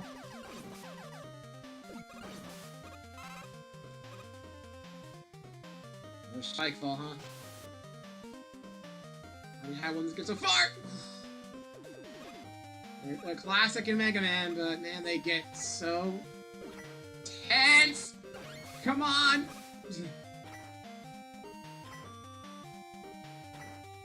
This is another one of those moments where I really miss Rush Marine. Again, Rush Jet does the same job, and honestly a lot better, but It's still kind of sad, you know? You still miss it.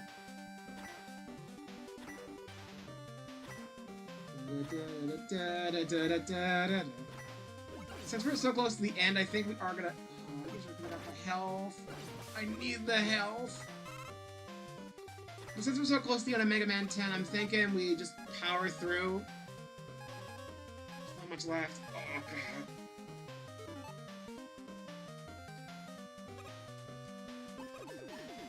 I'm so scared. Okay. Just take it. Just take it and go. Okay.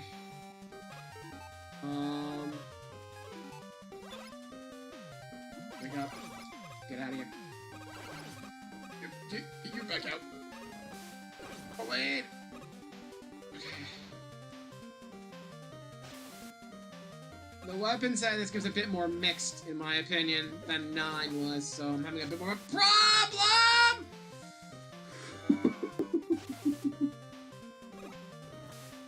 Come on, get over here. There we go. Try that again. There we go. Some other elevators, I think. Then I'm also not as familiar with 10 as I am with 9. Oh my god, I'm at 1 pixel! I'm at 1 little pip of health. This is not... Uh-oh. Let's refill. Commando bomb. Take a life. I'm gonna need it. And prepare for doom. And I guess get... Oh, I should refill these at some point, too. With the wily stages keeping your ammo down, I should go between them. The fact that you get a bunch of ammo for these two still weighs down on you. Eventually. Oh boy. There you are. Uh-oh.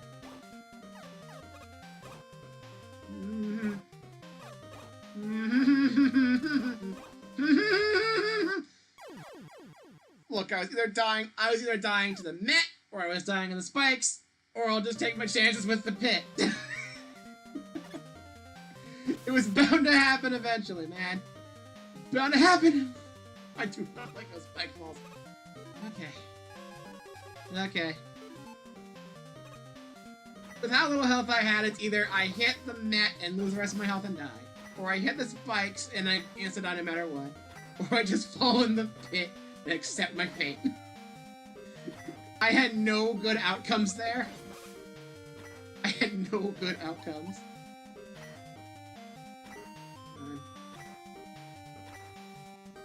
Mega Man 10 is definitely harder than 9.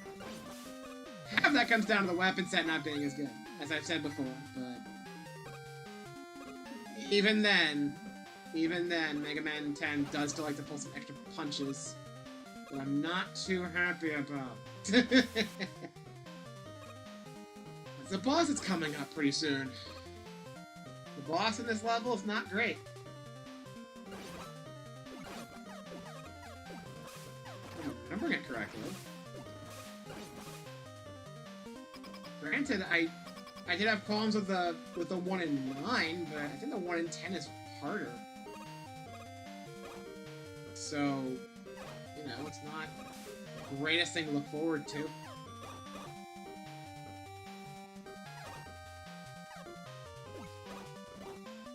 Go away, Mets. Go away. I don't know why Wily's so obsessed with you. Okay, get me out of here. Wait. Really? Get it! Get it! My god.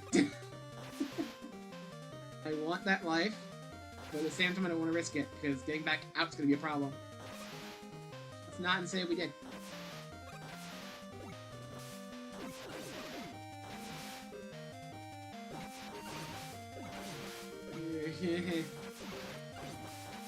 Ah, it came back from that. You know what?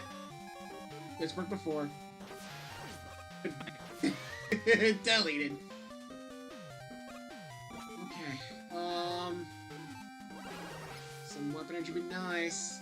That health looks enticing, but I still have most of it, so I'm not using Commando Bomb there. That would have been nice, though. You know what? that is actually worth. It'll suck using us again, but... Ooh, first go, let's go. Alright, Rush. Mini tank. And what do I want to refill here? Probably one of these two. Probably... Screw Crusher. Yeah. Alright, if this is the boss I'm thinking of, this is gonna be a nightmare. This is probably where most of my E-tanks are gonna go if I don't fall in the pits. This, my friends, is the Block Devil. I don't like the Block Devil, because the Block Devil likes making pits everywhere. And I have not played this game in a while, so I have not memorized the pattern, and it's a pain in the ass to deal with. The purple blocks are not safe. Pink blocks are.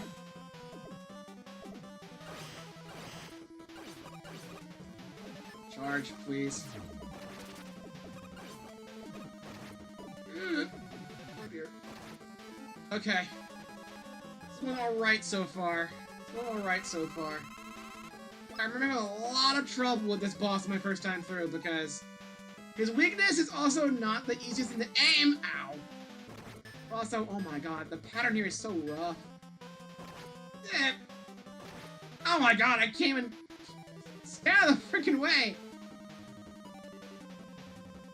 Okay. Go to the bottom, so I guess I'm gonna try to crusher him. Put a little bit of extra in there. Hit him. It's a little more effective than I remember it being. Okay, maybe the 1 in 9 is harder. Maybe the double devil 1 in 9 is harder. Not saying this is easy by any means. Especially the first time you play this game, unless you use the secret code in the Legacy Collection, or if you've got the DLC and then play the special stages first, you don't have access to these. So the fact that I did that with Screw Crusher is not supposed to happen. You'd mainly be trying to use something like Triple Blade to do that instead. But, you know... Eh. Doesn't mean I don't need to use a weapon tank right now, though. One more. Smack it! Smack it! There we go. So that actually went a lot better than I thought it would. Because Mega Man 9's little double fight is a pain.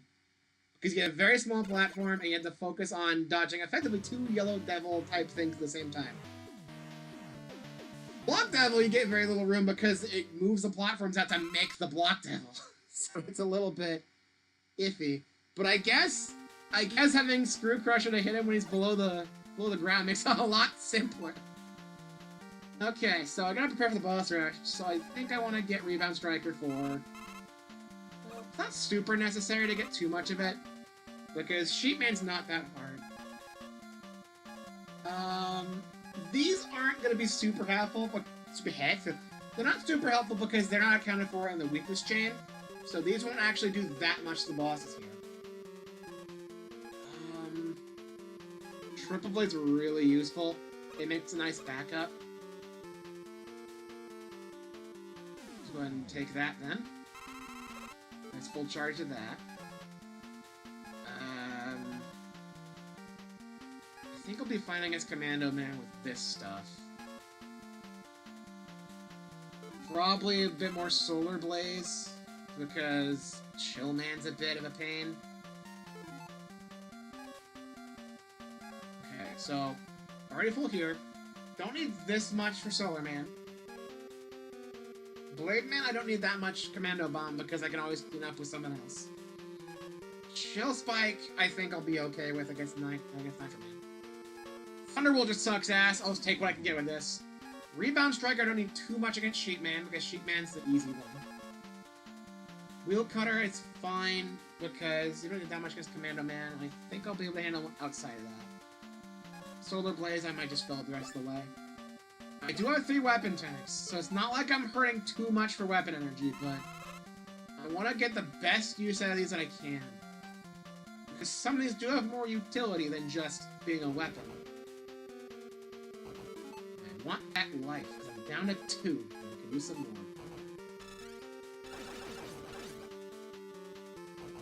There we go. Let's go right past you. Not even gonna bother. Can you move? Thank you. Health's not important. I don't need it right now. That E-tank's on the other side. Oh, man. I want that. I have to go through the entire ladder for that, though. Maybe I can come down from the top. Ooh. Well, taking this. I think if I'm good with Rush Jet, I can squeeze through here.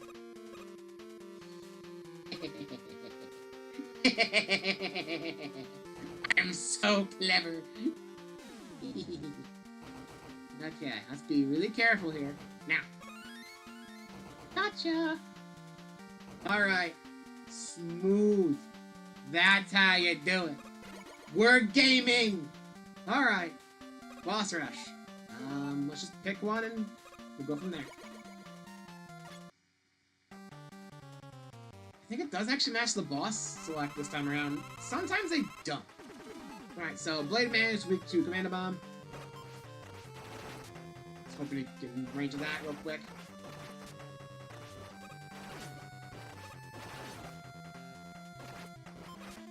Okay, let's pick up something else. Actually, you know what? Energy tank, and we'll weapon tank it. I don't think I'll need that much weapon energy for everything else, because Wily gives you a free M tank in this final level. Because spoilers, we're not at the end yet. Let's do it. One more. There we go. Alright, that's probably the hardest one out of the way in terms of actually using the weakness. Besides Pump Man. Solar Man. Water Shield. This will extinguish you.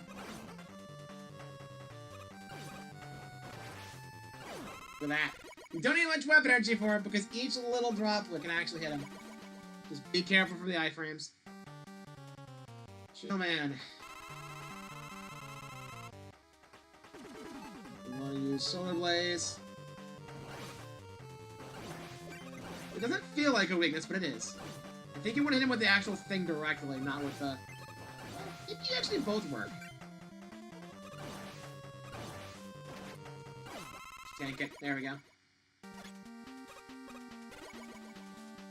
Alright.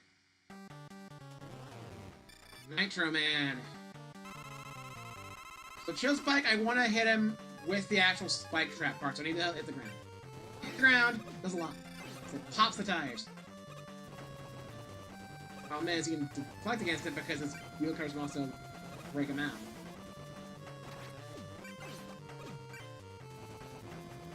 Like that. Careful.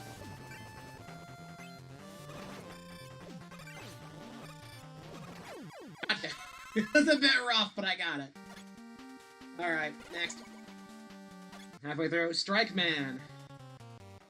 So, Triple Blade's gonna absolutely demolish you. Easy peasy.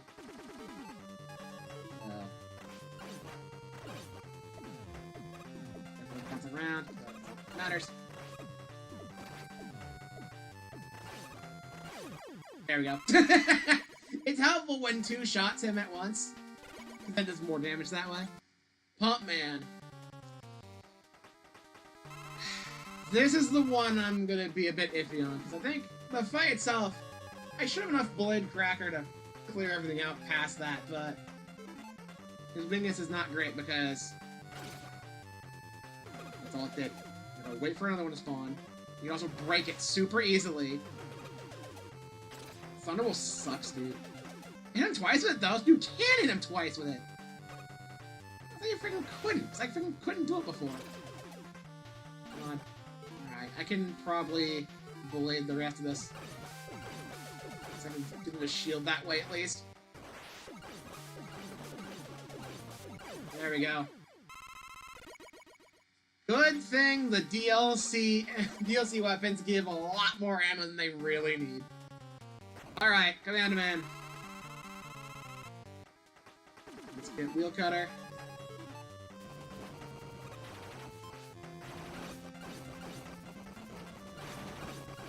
And goodbye. That was so much smoother than it was in the actual stage. What the hell? Yeah, Thunderwool sucks. It's a very unique weapon, to say for sure, but like, it sucks. If it was like Sheepman's version here, where when he has like a split thing, where he's split into 4, and then one at a time they rain down, and the last one, which is really him, will hit the ground, do a little spread thing on the bottom, kind of like Plug Ball from Mega Man 9, and then he jumps down. If you had that spread, it would be slow, probably not do that much, but it would definitely be better because you could more reliably hit stuff with it. The Thundercloud is just too small and too fragile to really do anything with. It's the worst weapon in this game. It sucks.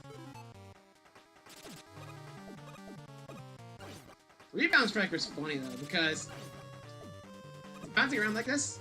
The more it bounces around, the stronger it is. Of course, I run out of it, so I guess we'll just, you know what? Goodbye. Wire cutters. Alright, Wily. I forget what the Wily phases are weak to here. Pirate Wily! I don't know why his ship's a pirate ship this time. It just is. Was it weak to Blaze? This! Thank you. Need more. Not much weapon energy left. I might just make do.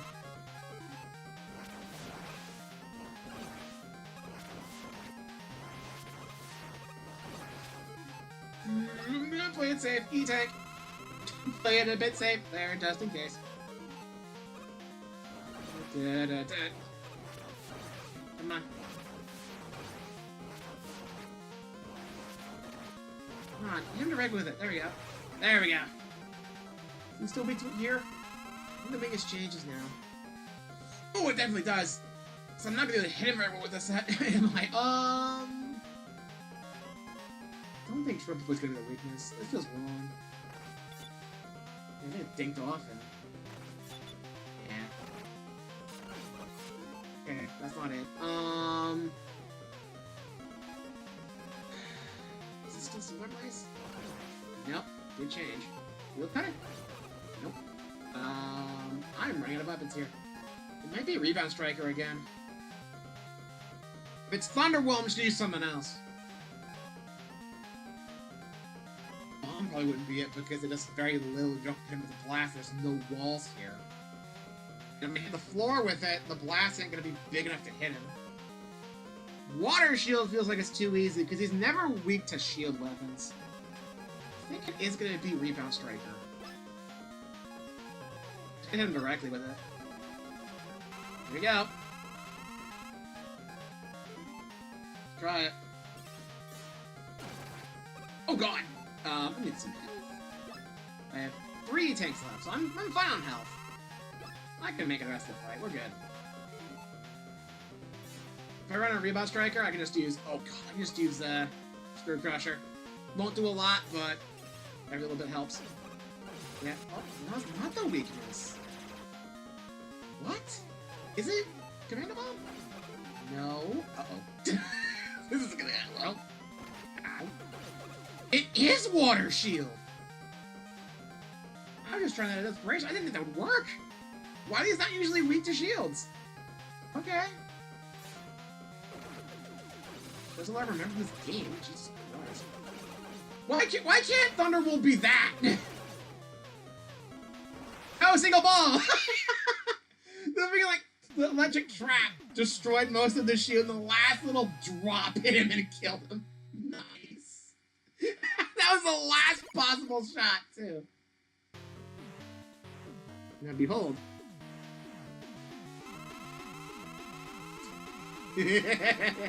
I love this bit. It just keeps going. We're going to space!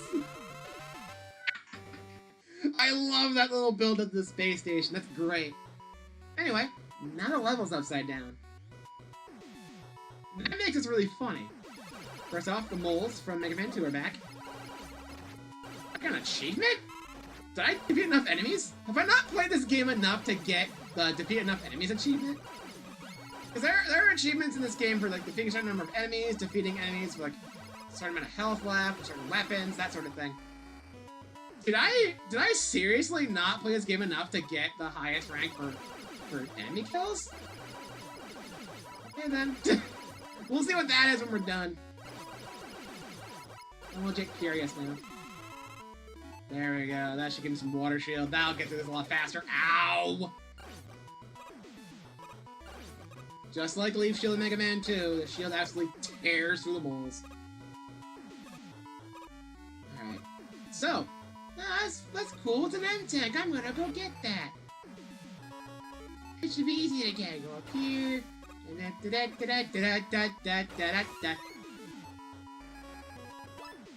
It's a weapon tank. Because the stage is upside down. They trick you.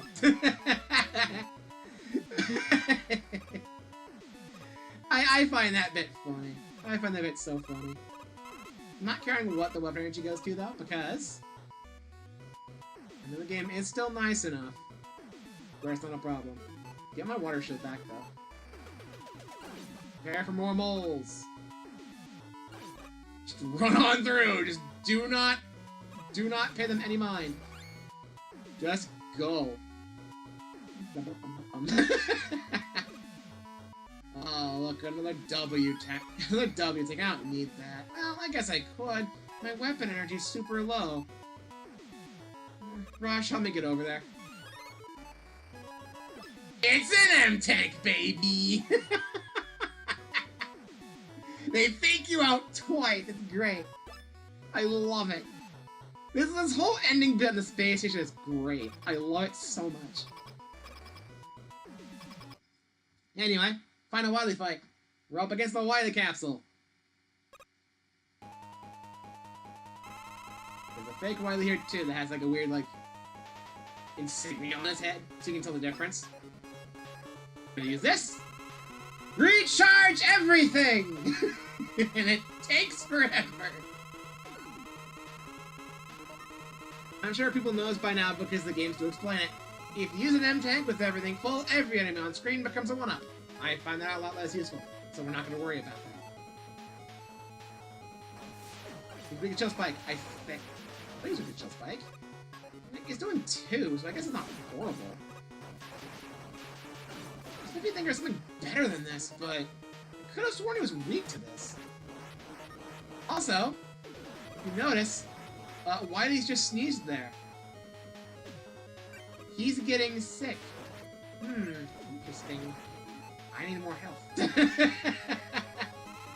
There's a little bit of storytelling when it comes to the game's little details. Interesting.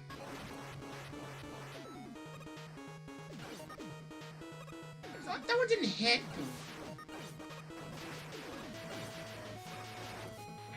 I'm not even caring to dodge anything because I have so much stuff left. Goodbye, Wily. Yeah! And into space he goes. Bye! Okay. In all seriousness, though, he still comes back. Gotcha now.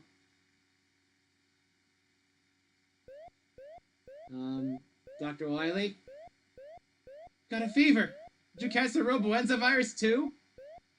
I'm a human, not a robot. I gotta get to the hospital.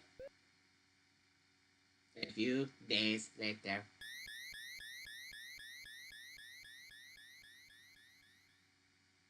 Oh no! Dr. Wily's gone missing! Ooh, what's this?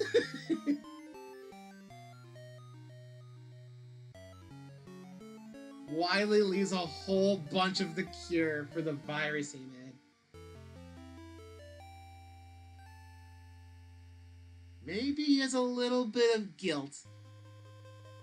Not just typical, please forgive me, Mega Man! Please let me go free! But it seems like he actually kind of meant it a little bit this time. That's weird.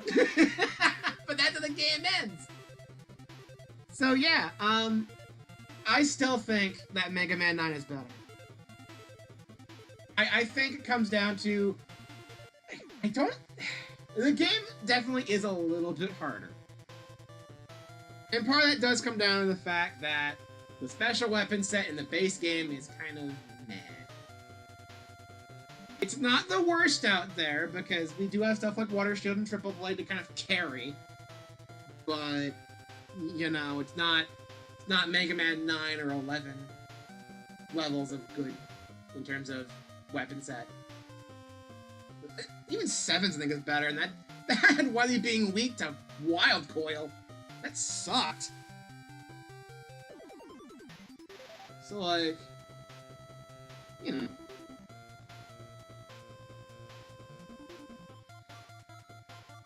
I still think, in terms of my personal ranking, Mega Man 11 is my personal favorite, followed by 9, and I'm still debating whether or not 7 or 4 gets higher. I'll say this, I think Mega Man 10's a solid 5th in the main 11 games. That's not counting like the spin-off titles, we're not counting Mega Man and Base or anything. It's only the classic series, so like the X games don't matter here either. If we're being fully clear here though, X2 is better than this one. And it's definitely better than the first Mega Man X, and I will take none of your bullshit in claiming that the first X game is the best one, because it is just factually not. You actively have to start at Chill Penguin and Mega Man X1 because you need to have that dash. It's just right in the way. So everyone goes Chill Penguin first. X2, you have your dash from the get-go. You can go anywhere you want.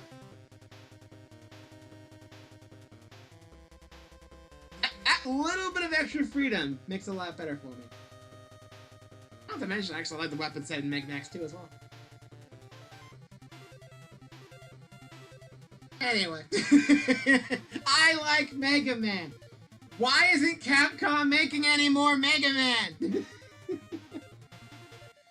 Why is it that I'm hearing about how the Star Force collection they're making is lazy garbage with AI upscaling that makes all the character portraits look like ass? Come on. I saw someone who were being like, you think Mega Man fans have it bad, Ace Attorney fans haven't had a new game in such a long time. At least it feels like your collections are handled with care. Didn't one of the Ace Attorney collections just get updated with new modes and such? They added stuff. They went back and added more things to a collection. They have never done that for Mega Man. Mega Man, they do the bare fucking minimum, it feels like. Just slap it through an upscaler, hope for the best.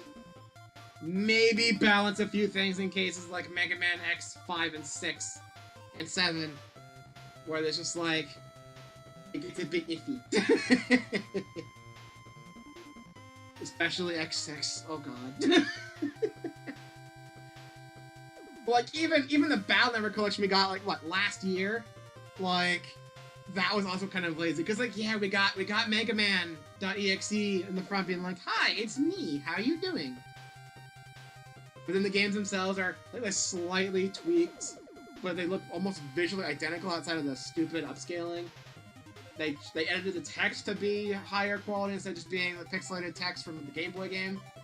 And yet, if you go in the game's files, it uses the Game Boy Advance ROMs.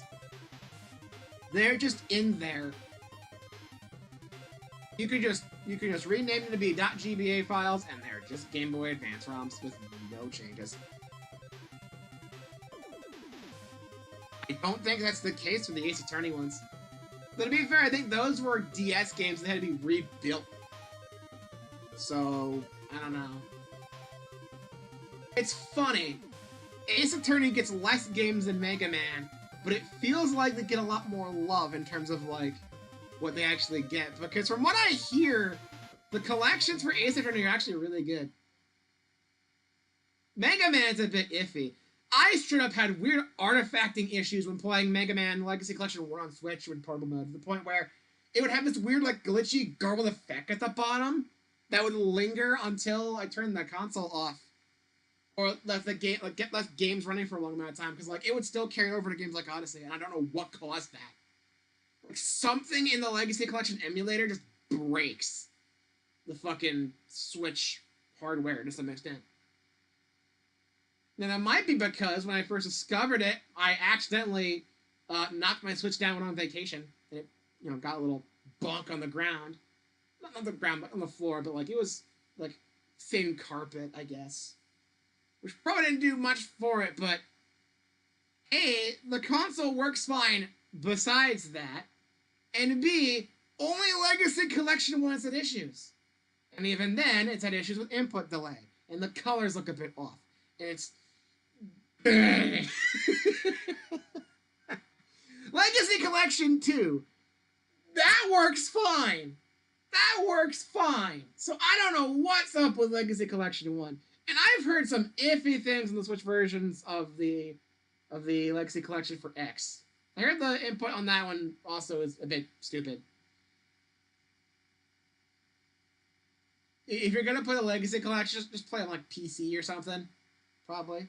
Most interaction with Mega Man I've had is watching your streams. That's fair. Not everyone's played Mega Man. I understand it might be a little bit much. Given my complaints with the weapon sets and all that. And the fact they are generally pretty difficult games to begin with. If you want a good starting point, Mega Man 11 is actually probably the best one. The Robot Masters in terms of weakness order are more simplistic, so you can guess a lot more of them a lot easier. It's not like the random crapshoot they slap together for like Mega Man 5, where it's like, okay, so what's good against Crystal Man? I know, Gyro. We'll throw propellers at him.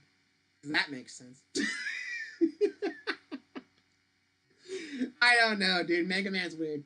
But Mega Man 11 also has multiple difficulty options like Mega Man 10. In fact, even more so.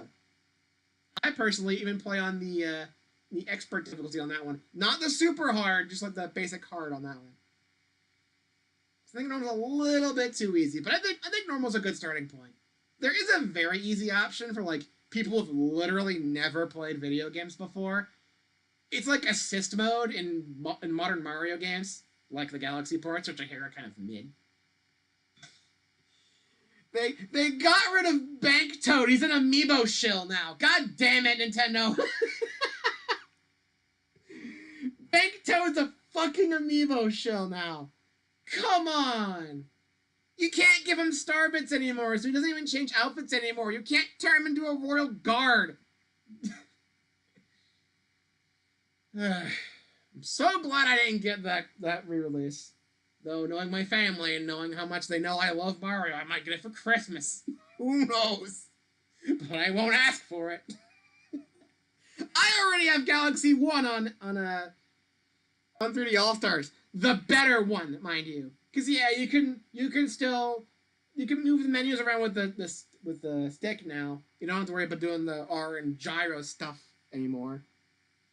And, like, I guess it's running at a higher resolution, and there's more storybook pages, but like, I can look up the storybook pages online. And I think the font looks better in Galaxy 1 on 3D All-Stars. I think the remaster font looks like shit. There's like no gradients, no shine, it's way too sharp and oddly menacing. Instead of, welcome to the galaxy, kind of like cheerful look to it, it's like, welcome to the galaxy! All caps, sharp text, no shine or gradient.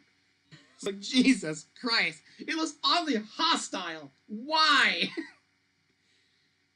Why did they change these weird things in the Galaxy games? They were just fine before. The Switch version of Galaxy 2 is immediately worse for speedrunning because Bank Toad's gone. So you can't stock up on star bits on another file and carry them over. So that means you have to get around 10,000 star bits to unlock the last mission. You get it for free if you have a maxed out Bank Toad in your file, which is shared between the three. But Bank Toad's an amiibo shell now. He's not Bank Toad anymore. So every time you want 100% Galaxy 2, meaning speedrunners, honestly, that's pretty much it on that front, it's a grind! Every time! It's like an hour slower! Why did you change it? Nintendo! Also, not to mention the remasters are also emulated as well. They're running on their, like, it's running on the same emulator, I think, they're using for 3D All-Stars Galaxy.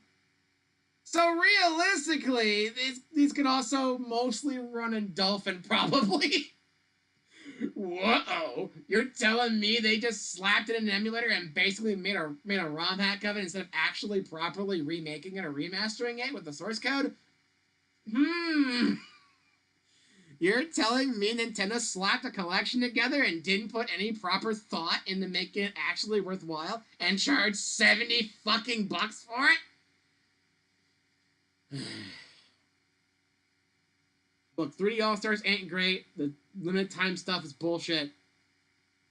But the version of Galaxy on it is just downright better. I'm sorry. Fight me! Anyway. That's it for Mega Man 10. And I've been going for 2.5 hours, even after running a bit late. So, that's going to be it for stream today. Tomorrow, since I finish this game, I don't want to start another one before I head on vacation. I think we're gonna do a round of the Dunsparce. Actually, we'll take the menu here. We're gonna do a round of Dunsparce tomorrow.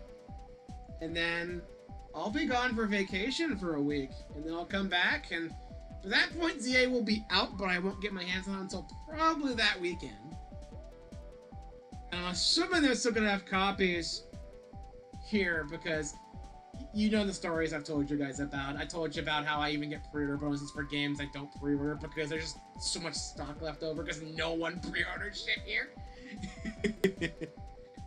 Pedro, my wonderful adventures in space. Okay, Mario. $70. No, Mario. Man. If it was like... Even 60 would be more justifiable because it's 30 for each. And I think it's more fair. Considering it's supposed to be a better version of the game with more stuff in it, even if it's very slight. But no, they're 70 bucks together, 40 bucks separate. I miss Nintendo Selects, man. I got my copy of Galaxy on Wii for 20. Come on. Come on. It's like a really good Mario impression. And it's probably being carried by the shitty mic on this laptop. It's not that great. Definitely better than the current Mario voice, I'll tell you that much. I sound like a Mickey Mouse! Woohoo!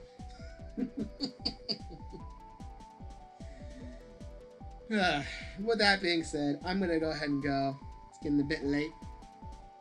But tomorrow, more Dunsparce. And we'll see what happens from there.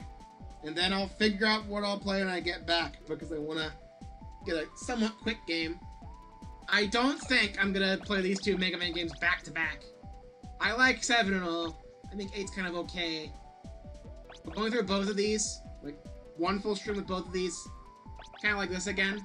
Except maybe a little bit longer in Mega Man 8's case, because I have not played this in literal years. I played this a lot when I first got Legacy Collection 2, and I found myself enjoying it, and then after playing 9 and 10 a little bit, 9 especially, went back and played 7 a lot, 11, big deal. I don't know.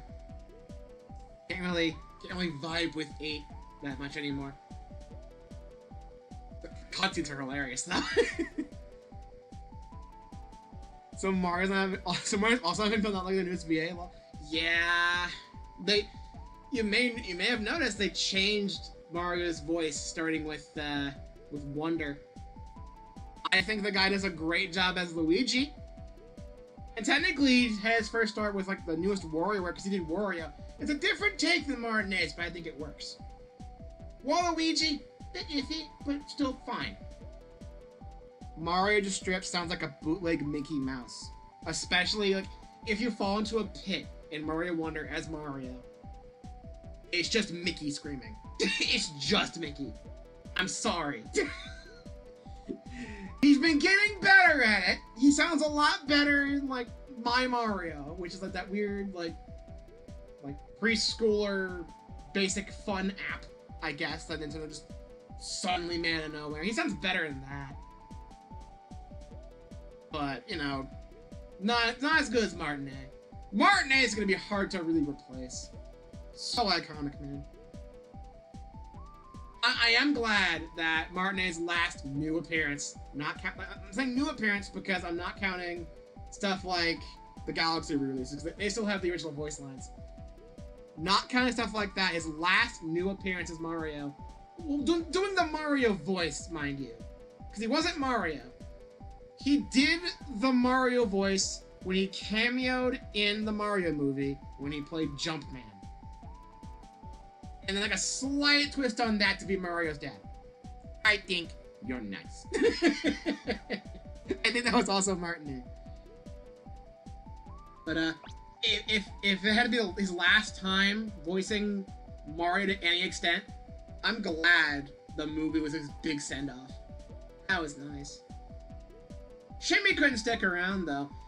I don't know what the heck this whole thing with Mario Ambassador's all about, but he's been that for a couple years now, and I don't think anything's come of it. So I don't know. I mean, he's still doing fine and all that. So like, it's not a case of him like retiring or anything. People are suspecting malice from Nintendo, being like, we need a new person here. You get out of here. You get out. Or some crap like that. Just Nintendo being a bit shady. Because, you know, sometimes they are a bit shady. Let's not mince words here. But I don't know. Just feels kind of weird that out of nowhere, like, Martinet gets this big appearance, big cameo, I guess, in the Mario movie, and then suddenly he's the Mario Ambassador right before Wonder comes out, and I don't think we've heard anything about that. Like, what's that about? What's going on? Every company is sometimes fair. I guess Nintendo gets a lot more negative press about it because there's so much, like, anti-Nintendo clickbait. Some of it I think is warranted, but like sometimes it feels like they're actively just doing it because it's Nintendo doing it. I think some companies are a lot worse with their garbage, you know? Like, people complain about NSO being a thing because, you know, online back on 3DS and Wii U, that was free. Now you have to pay for it because Xbox Live became a thing and standardized online being a paid thing.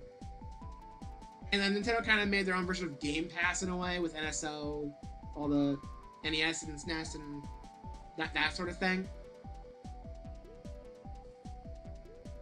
Xbox Game Pass just increased price again.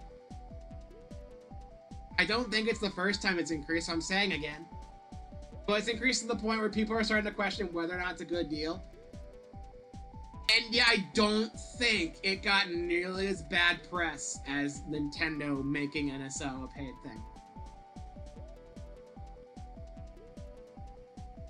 I don't know. I understand a price change is definitely different than making it a paid thing to begin with, but I don't know. When a company gets to do something really greedy when it comes to their online stuff, it feels like they target Nintendo more. I don't know. The only company I can't think of any recent serious controversies is like Valve.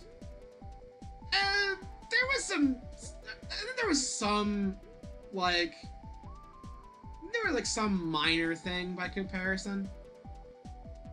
Like, yeah. I think there's been this whole debate about censorship around the entire internet.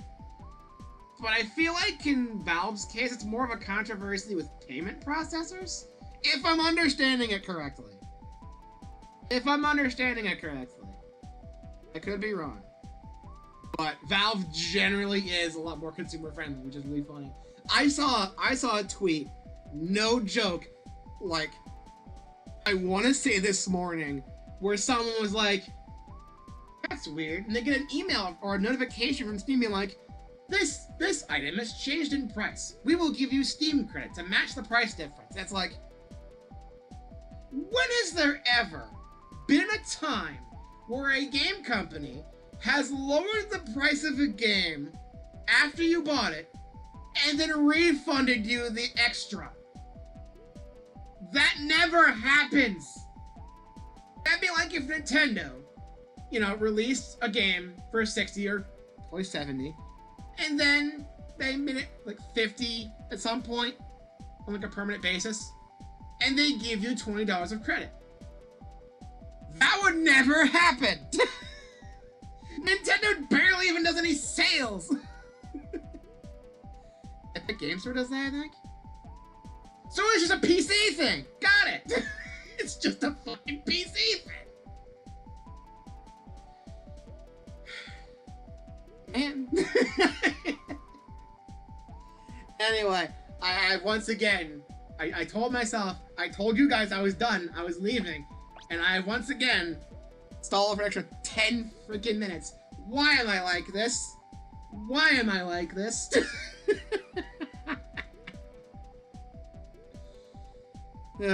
Either way, that's it for Mega Man 10. I'll see you guys tomorrow for the Dunsparce. You buy something and it goes on sale, you get refunded the difference. For like a sale in general, or like a permanent price change? Because the way I saw the Steam thing was, I thought it was like a permanent price change and they got refunded a bit. But it could be a different case here. I don't know. I'm not gonna act like I'm super knowledgeable about that. I haven't bought a game on Steam in a while. In fact, I don't really use Steam that much, honestly, because a lot of the games I want to get, I'd prefer to get on console because this laptop can't run shit. Like, this thing cannot run OBS streaming at 720, Discord, and Sonic Adventure DX all at the same time. It struggled with that. This thing could not handle streaming at 720 with Discord open. And I guess screen share as well, but I don't know. I don't remember if I turned it off at all during that stream, but it couldn't run a game from like 2003 while doing streaming stuff. This laptop is not built for gaming. We've been over this. So most of my games are on console because of that. Not to mention the fact that PC gaming has gone pretty much entirely digital nowadays. Mostly because disk drives have been basically removed from modern PCs unless you get an external, which sucks. I like physical games. I don't know. I didn't know either. But to be fair, it's not like I'm really paying that much attention to prices on PC games. Outside of like, this game is on sale for 80% off for a summer sale. Get it? You know? I think there's a difference. If it was for a summer sale, I don't think it would do this. The way I saw it, I thought it was like a permanent price change.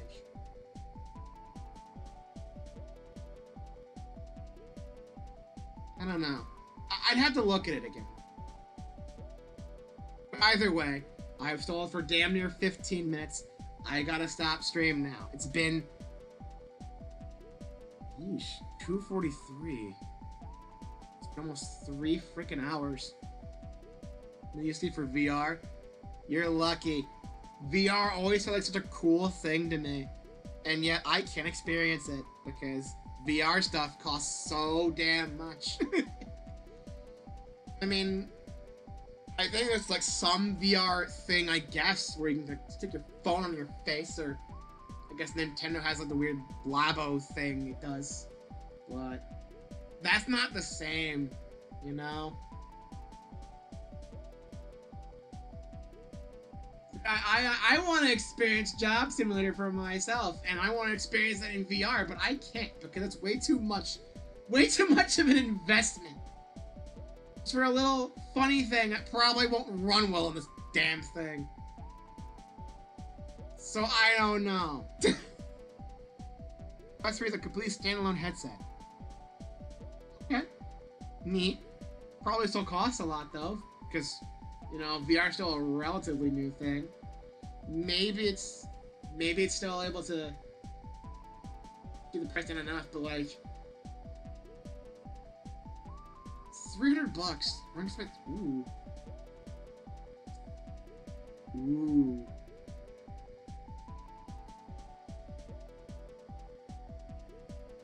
I have enough stuff I want to get at the moment. Don't tempt me to add a VR headset to the list. As much as I really want to experience VR for myself. Great. Now I'm thinking of that one video that DankPods did, where he was experiencing VR for the first time. Or like, he was experiencing VR while using this really shitty headset. It was really funny. I gotta watch more DankPods, man. I watched him a lot like a year or two ago. I gotta watch more of him. Because his stuff's outright funny. I remember the duck very fondly. No, up! Great time. Yeah.